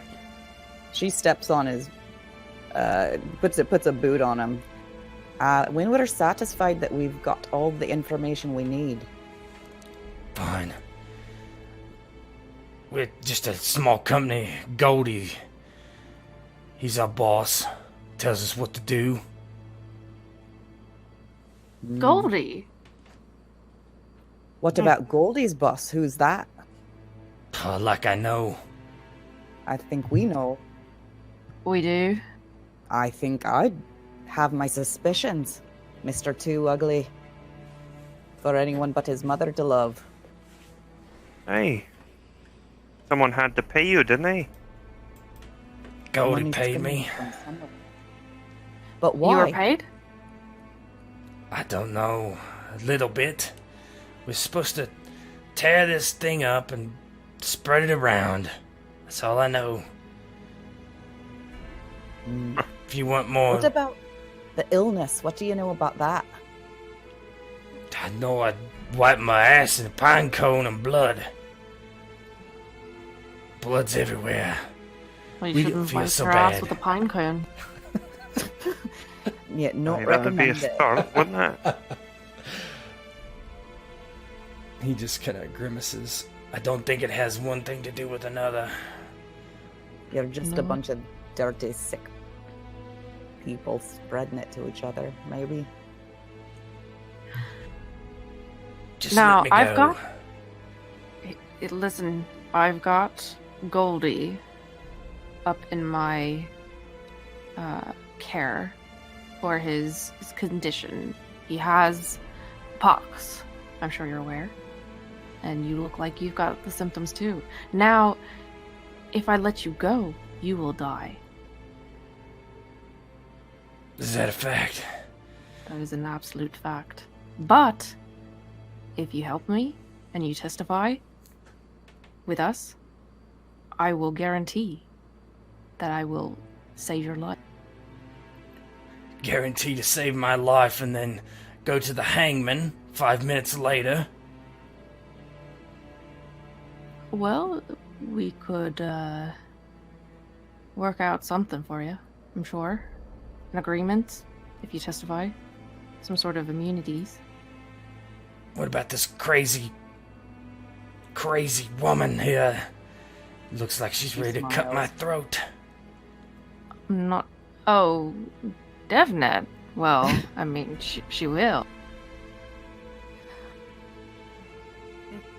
As You'll have long to as... prove yourself useful enough to keep alive.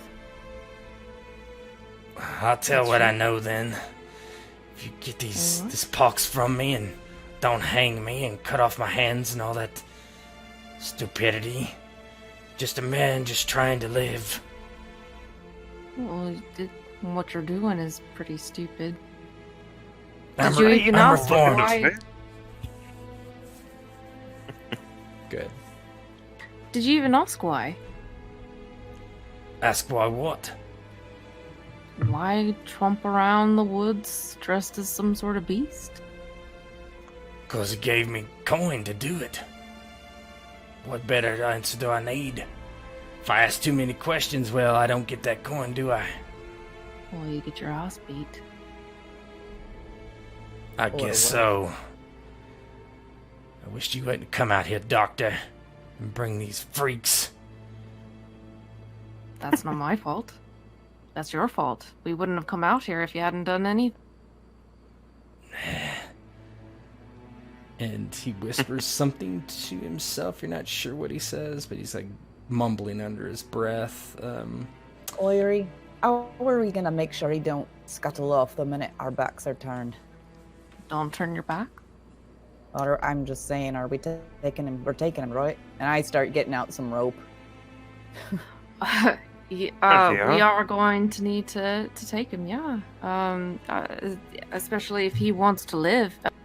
You can skedaddle if you like, but I won't save you if you leave. Fine. Just don't put an arrow in me. And don't let this Now- little fucker hit me again. Ugh. Never smiles. You That's best the keep in single mind, she's the only reason you're alive right now. So, what about the other guy? Would she be able to heal him up, or? Yeah, I mean, he's got superficial injuries as far as you can tell, broken ribs, busted knee. He's just kind of lying there groaning. This guy woke up just simply from the pain of you reducing his jaw. Okay. And so the one that's writhing in pain, would she be able to discern whether or not he has early symptoms of? He does not seem to have the pox.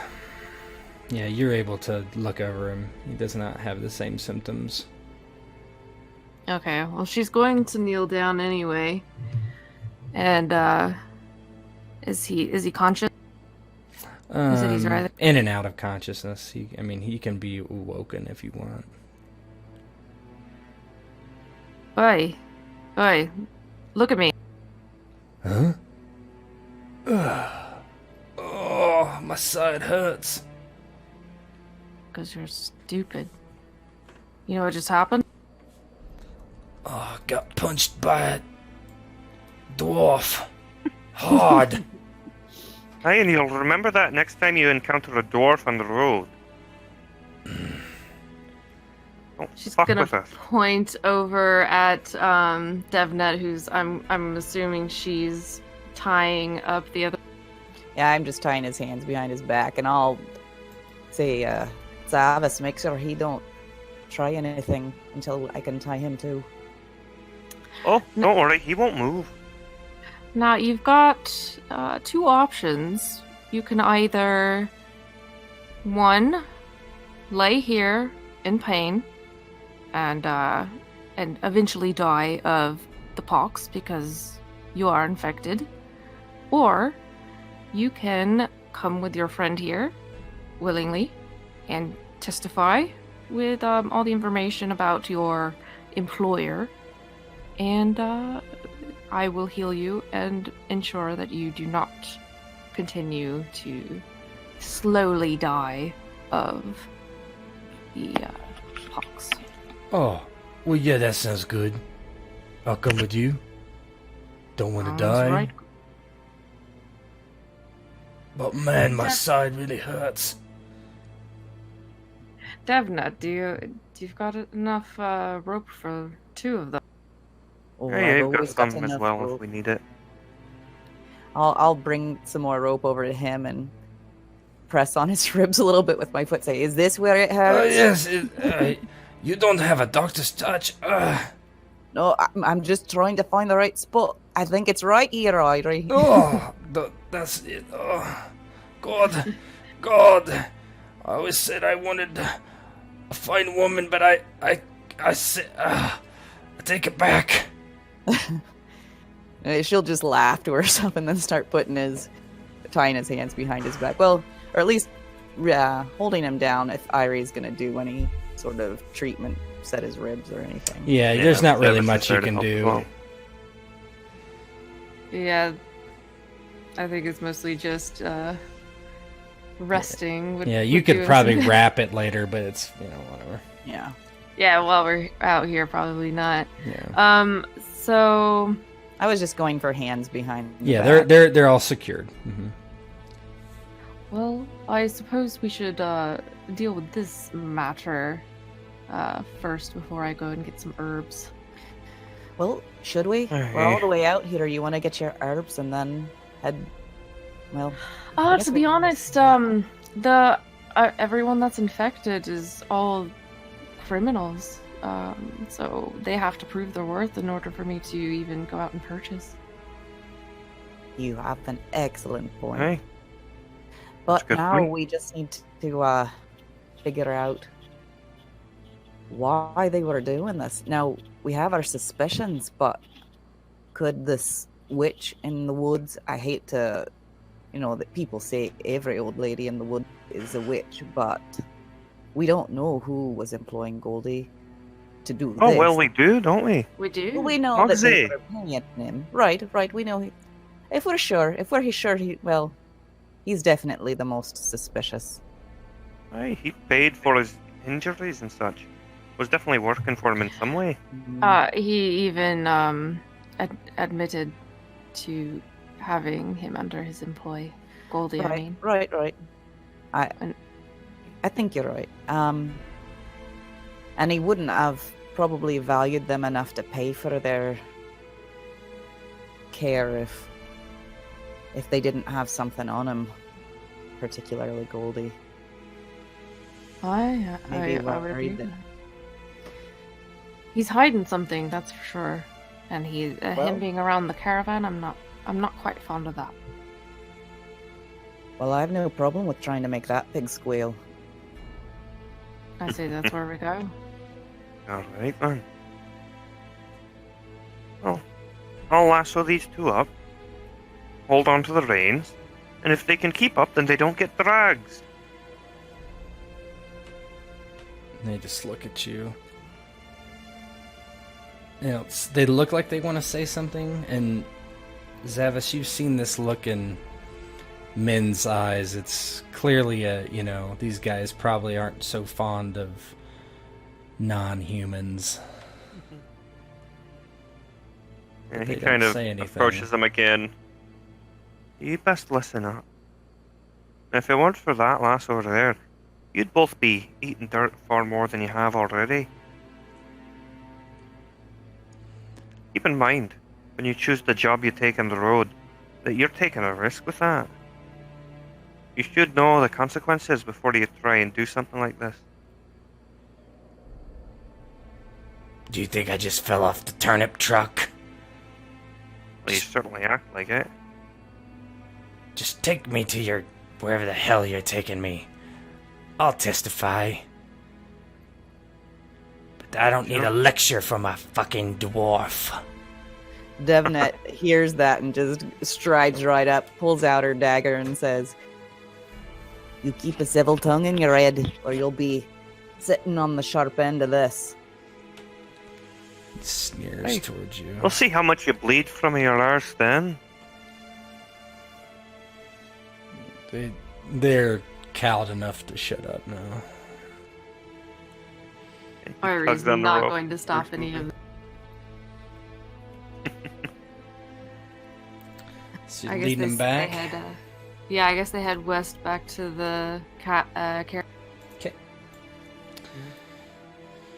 You arrive sometime before midday. Let me switch you guys over.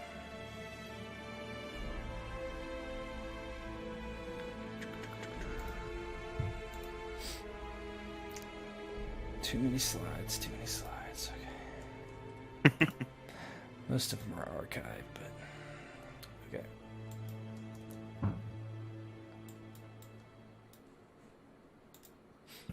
Everybody good? Don't need a break or anything?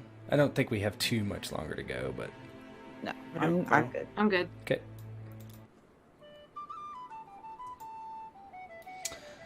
You return along the path with the two very injured men. You would make good time if it were not for them. They don't move so quickly. You walk in and the morning show has already been done and most of the clients have already left.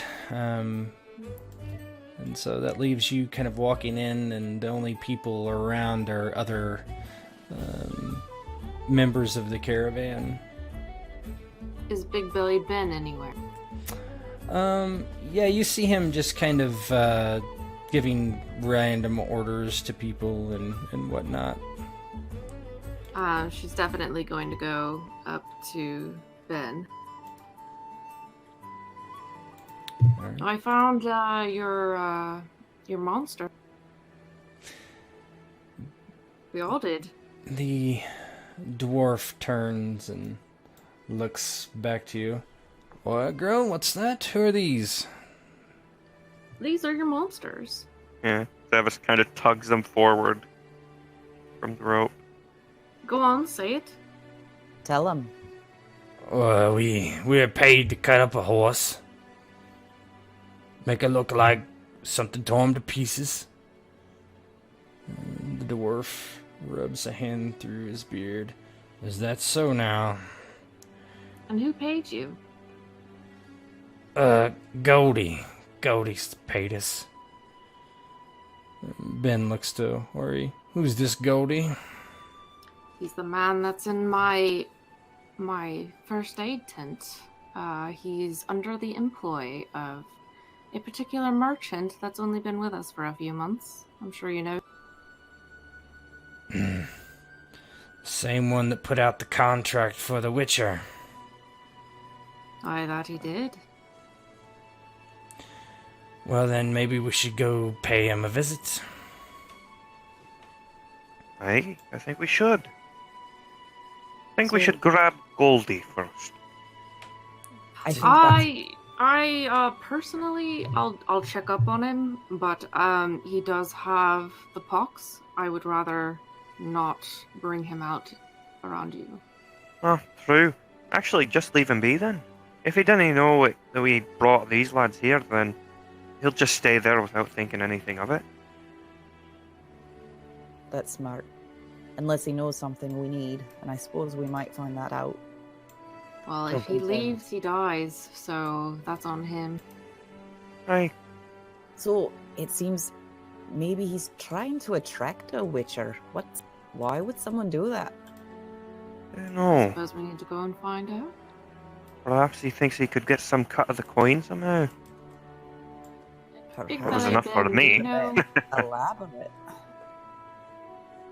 is Muggart... What is that guy's name? Muggles? Zavis keeps calling him Muggsy. Yeah, convert. Yeah, Muggles, I believe. Muggsy. Muggle. Muggles. Do you know where we could find him? No, I imagine he's over by his tent. Where can we stash these two? I can take I them. see. Surely you don't want to drag him there with us? I suppose we should probably do just that. Oh, Make a real point of it. Kind of show him that he's on thin ice. Not like he can run away. not very Hey. fast. I was gonna say, bastard would trip over his own belly first. Heh! Big Ben kind of slaps his own belly. Not all of us with big bellies are so slow. Exactly. That one, though, I don't know about that one. Well, Oh, I'm you know, sure you can roll him faster than he can waddle. You know the way of it. just to be on the safe side, I'm gonna go first, just in case he tries something funny when he sees these two. Fair Go enough. right ahead. You're the one with the bow, after all. Yeah, I'm just gonna... Devnet's gonna go to where the merchant's normally located and just kind of position herself casually nearby and wait for these guys to show up. Okay. Alright, one moment.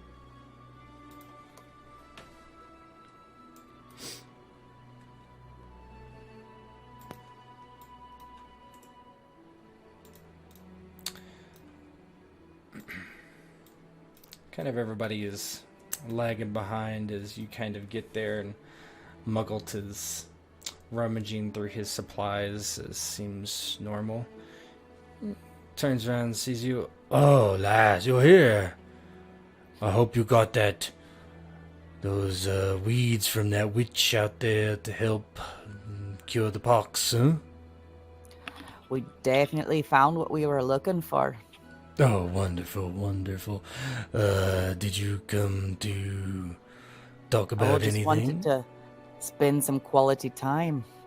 Well, that is very nice. That is very nice. I thought you were a little bit frosty to old Muggy there for a while.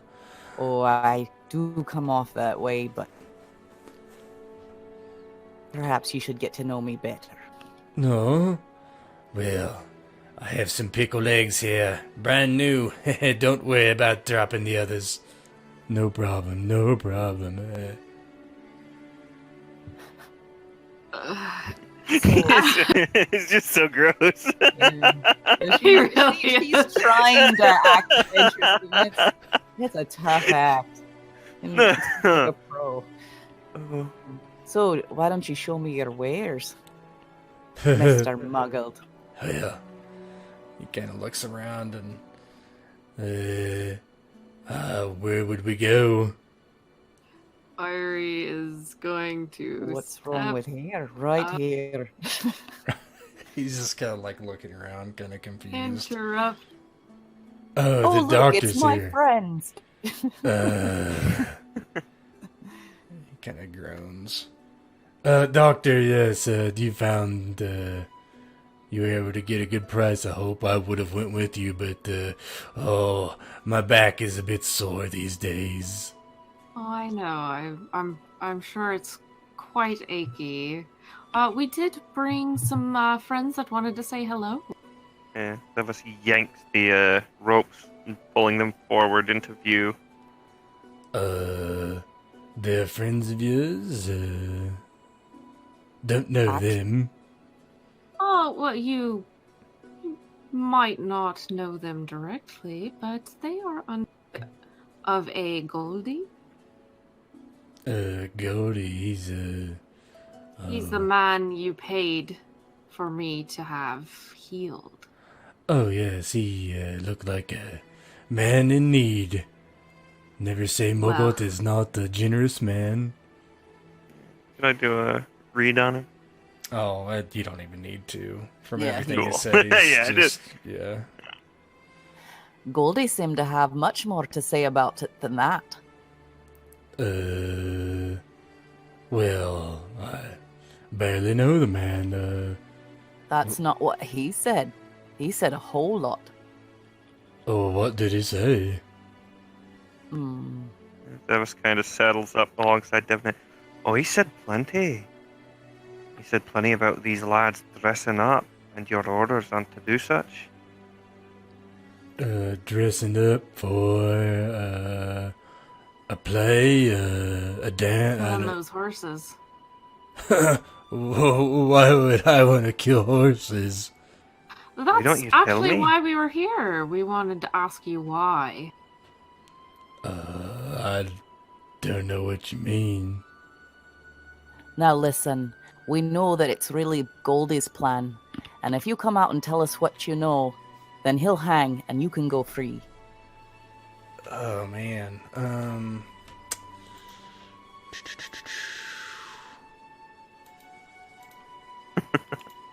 I'm just trying to Deceit. figure out what is it. What is that under? Is that empathy? Right, deceit. Yeah, It's which is probably yeah. just straight up lying. Yeah, deceit. Go ahead and Yeah. do deceit. Yeah, should I help as well, or I don't know if there's. Yeah, I allied don't think there's roll or like an anything like that. assist.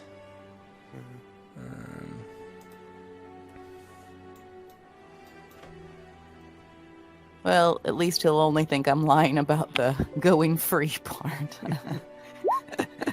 Nope. I mean, I guess that's an opposed roll, but no, you have to roll a 10, so. Well, that is for combat. I don't Okay. think that has anything to do with. Let's see.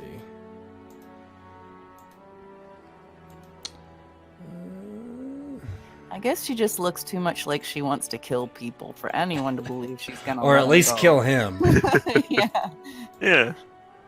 I'll do. I don't know if you do reserve. I'm gonna roll. Just. I'm not sure this is correct, but I'm gonna roll resist coercion still. Okay. Yeah, I think that's the one. Lady, I don't know what you're talking about. I barely know the man. Just calm down, calm down. Old Muggle's here. I'm a friend to everybody, not trying to cause any problems. Then maybe That you'll was help kinda- us out. Well, if I could, I would. I tried. Well, just take a look. There's only 2 of these men. There were 3. One of them has sadly passed. These 2, just look at their state. Look at the bruises, the cuts.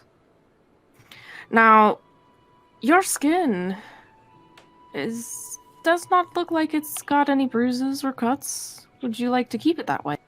It does look a bit plain the way it is. Hey, we could make it more interesting. Maybe A some lot more patterning. Oh, yes.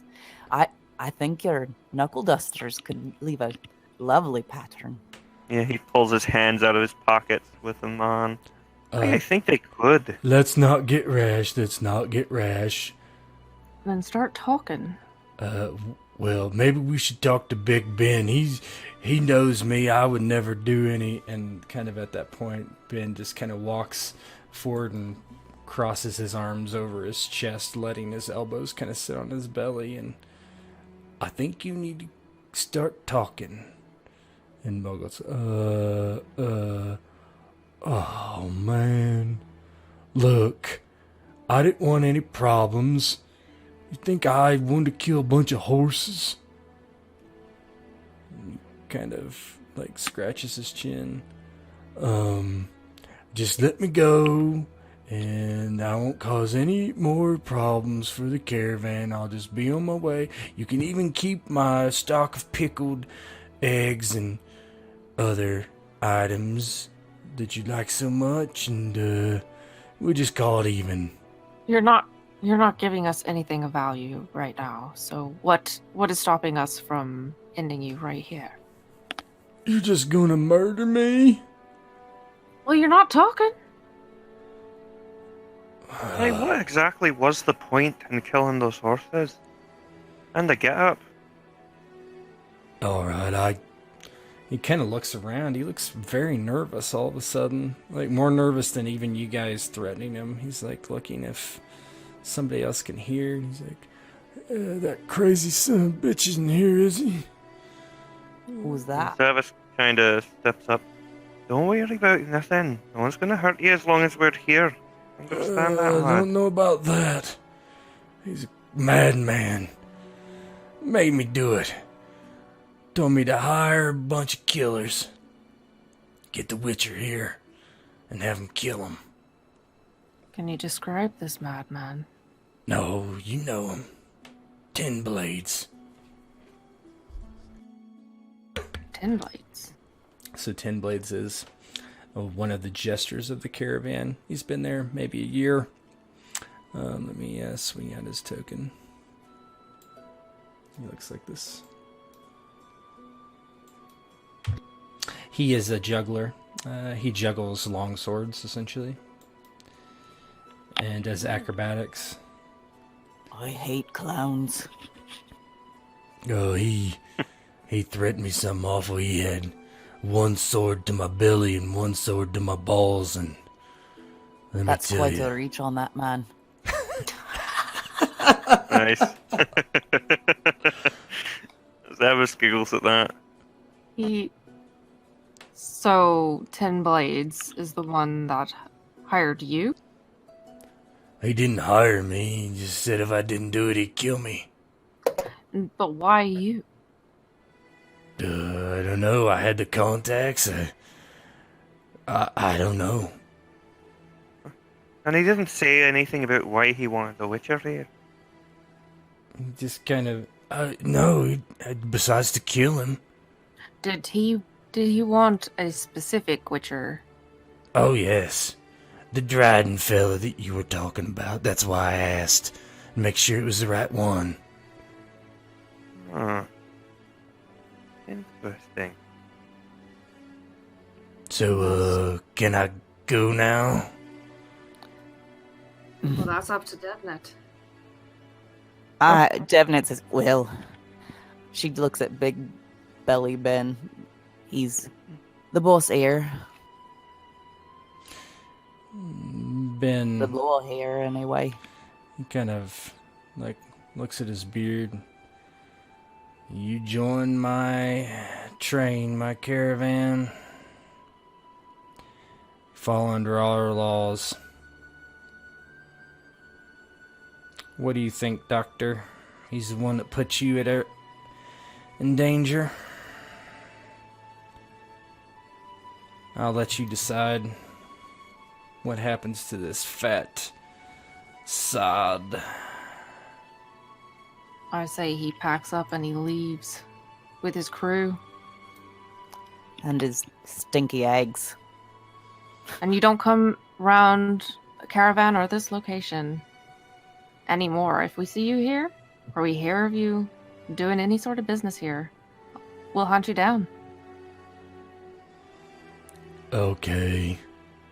Ben just nods. You heard her. Move your own fucking pots.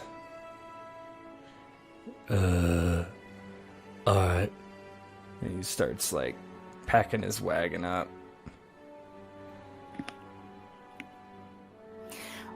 Well, what do you want us to do?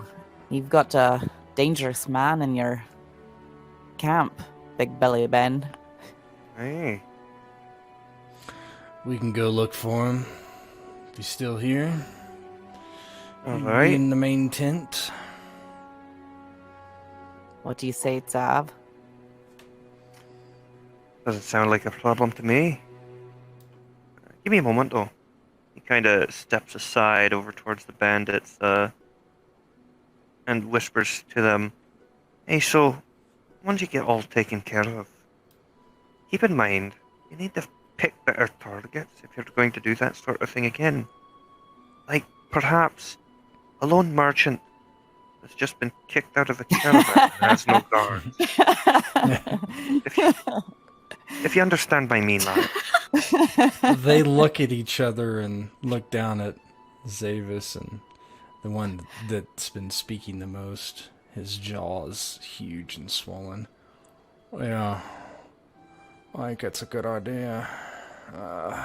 Hey, I think it is. And next time, think about who you're attacking first. Look them over, see if they've got weapons. Maybe not attack someone with a bow. Might be a good idea, too. Yeah. Well, I'll keep that in mind. You do that. He kind of smiles and walks back over to the others. Alright, so this jester was it. Let's get on then. 10 blades. But first, Ari's actually going to approach the two bandits. Your fella here, the Moggalt. You'll be traveling with him, I suppose. But first, I want to actually heal you, because you did do your part. Thing is, I will need to go and get herbs, so you will be here for at least a day while I go and fetch them and get the remedies. So I will have accommodations for you, and if you leave, that's up to you. Just know that I would be your only hope. So there you go. The one that is not showing really many signs of the pox says, I'm gonna go. I've had enough of this place. and he looks to Devnet. You gonna untie me? I'm sure you'll work it out eventually. He's like, Come on. he's like trying to get it off. Come on, let me go. Eiry kind of huffs a laugh and goes behind and tries to undo the knot to release him, or both of them. I don't want to waste a good rope. I'll go over and tug on the place that releases the slip knot. Mm-hmm. Yeah, you undo it.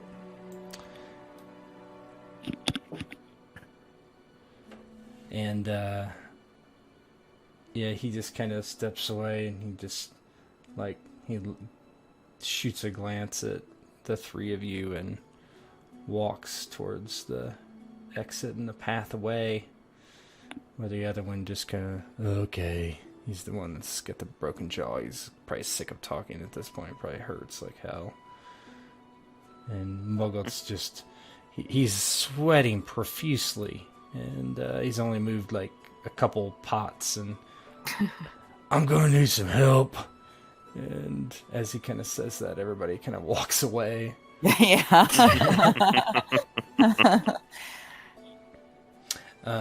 After not so much investigation, you learn that the last place 10 Blades was seen was in the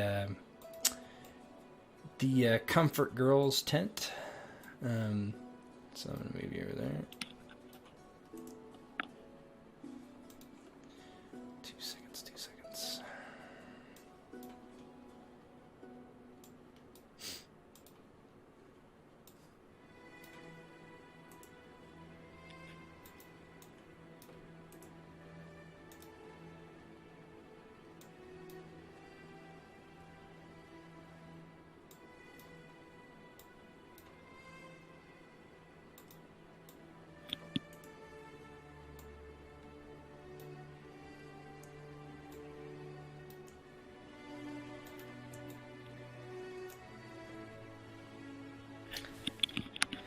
You come into the tent, and there's no one really here.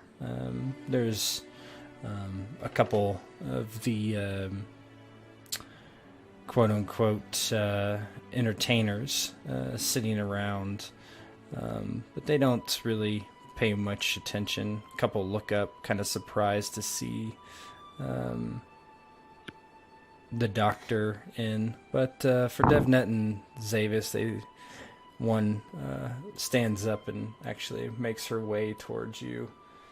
And Happy sweet tea. the doctor recognizes her as just one of the girls, and she comes up. Oi, how are you today? Looking for comforts? A show? Oh, we're for A friend. Oh, Right. how close of a friend? A new No, friend? No, 10 blades. We're real close. Oh, he's in the back. Is he occupied? Oh, yes, he did say he was going to be back there. Sometimes he just comes here to sleep, honestly. Very strange. Are we allowed to go and visit? Well, I can go see what he's up to if you wish. Oh, please do. Oh. Tell him wait, the wait. doctor's here. Yes? And she, looks at Devnet, who's telling her to wait. Do we really want someone to go back there? Maybe we should go check on him ourselves. You have a fair Sir. point. Oh, Abby, there's a bit of a, and she's going to kind of lean in, an outbreak of the pox, and I'm worried that he might be sick. You might want to stay away from him, yeah. Oh, Do you well, mind if I go back and check and make sure he's all right? Oh, no. Go ahead. And she kind of looks over. Pox in a brothel is a bad news, and she just looks very, very nervous. Yes, go, please, doctor. She kinda- Absolutely. So, I guess that Devnet and Zavis can tag along if they want. Yep.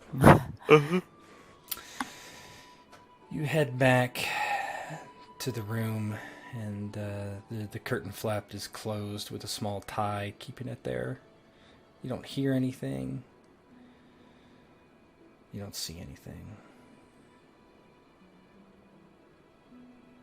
Is it dark behind the curtain? I mean, there's some ambient light from outside and in this room, but it's just covered. There's no lantern light inside that you can tell. Dwarves and elves can't see in the dark in this world. Sadly. No. You know. If only.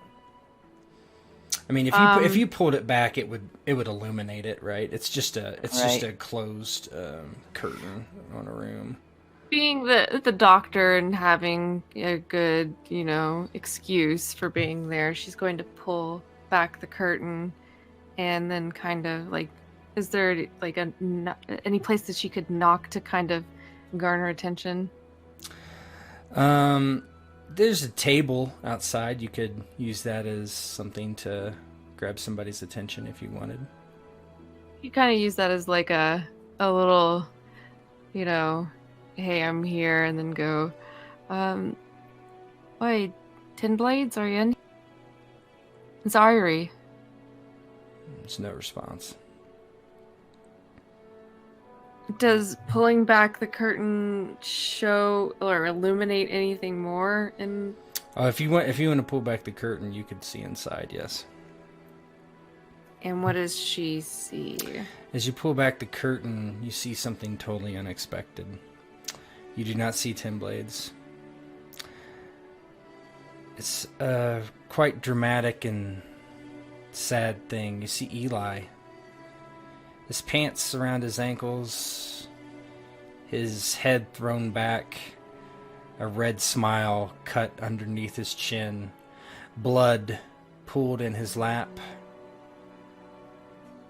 and a dagger sticking in his chest through a piece of parchment.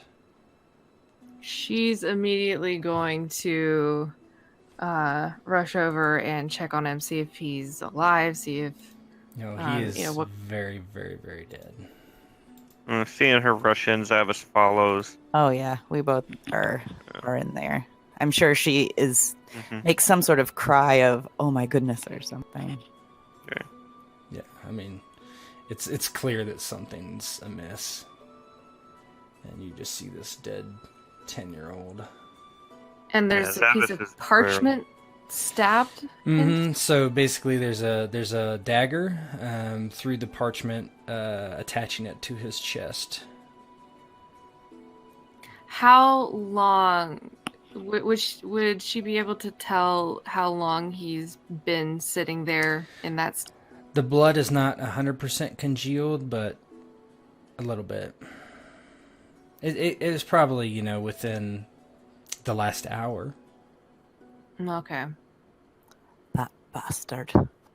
Yeah, Zavis isn't usually. It's very rare to see him dour, and he is. For fuck's sake. That's the opposite for Devnet. She's usually hard, but she's actually got tears in her eyes. Eiry's going to remove the dagger from his chest and pull out the parchment and see if there's anything on the parchment. Oh yeah, there's definitely a script written on it. Some of it's obscured by blood, but the gist, it says, "Tell Dryden I'm coming for him, and you should not have interfered. I'm coming for all of you." And then, instead of a signature, there's 10 little swords drawn at the bottom of the parchment. Well, Coward. hey. She's gonna put the parchment aside and sort of try to figure out if she can pick up the boy, but I'm pretty certain he's a lot of dead weight. She's gonna struggle with that. Yeah, Devnet's gonna find a cloth or a blanket or something and cover him, and she'll pick him up and carry him. Let's go find out what Big Ben thinks we should do with Eli, where they bury him. And as you cover and eventually get the dead boy up off the ground, all the working girls watch in horror as you carry him out. And as you kind of go out into the main thoroughfare of the caravan, between all the tents, most of everyone who have known this child since he was 5 just kind of look on in horror as you walk out into the middle of the streets, and they all kind of begin to walk around and stare, with many crying, some screaming. And as that, the camera kind of backs out and eventually fades to black. And that is it. Depressing. I had a feeling, Eli, something was going to happen to that. I boy. know, right? Poor little A dude. red shirt. I'm sure that for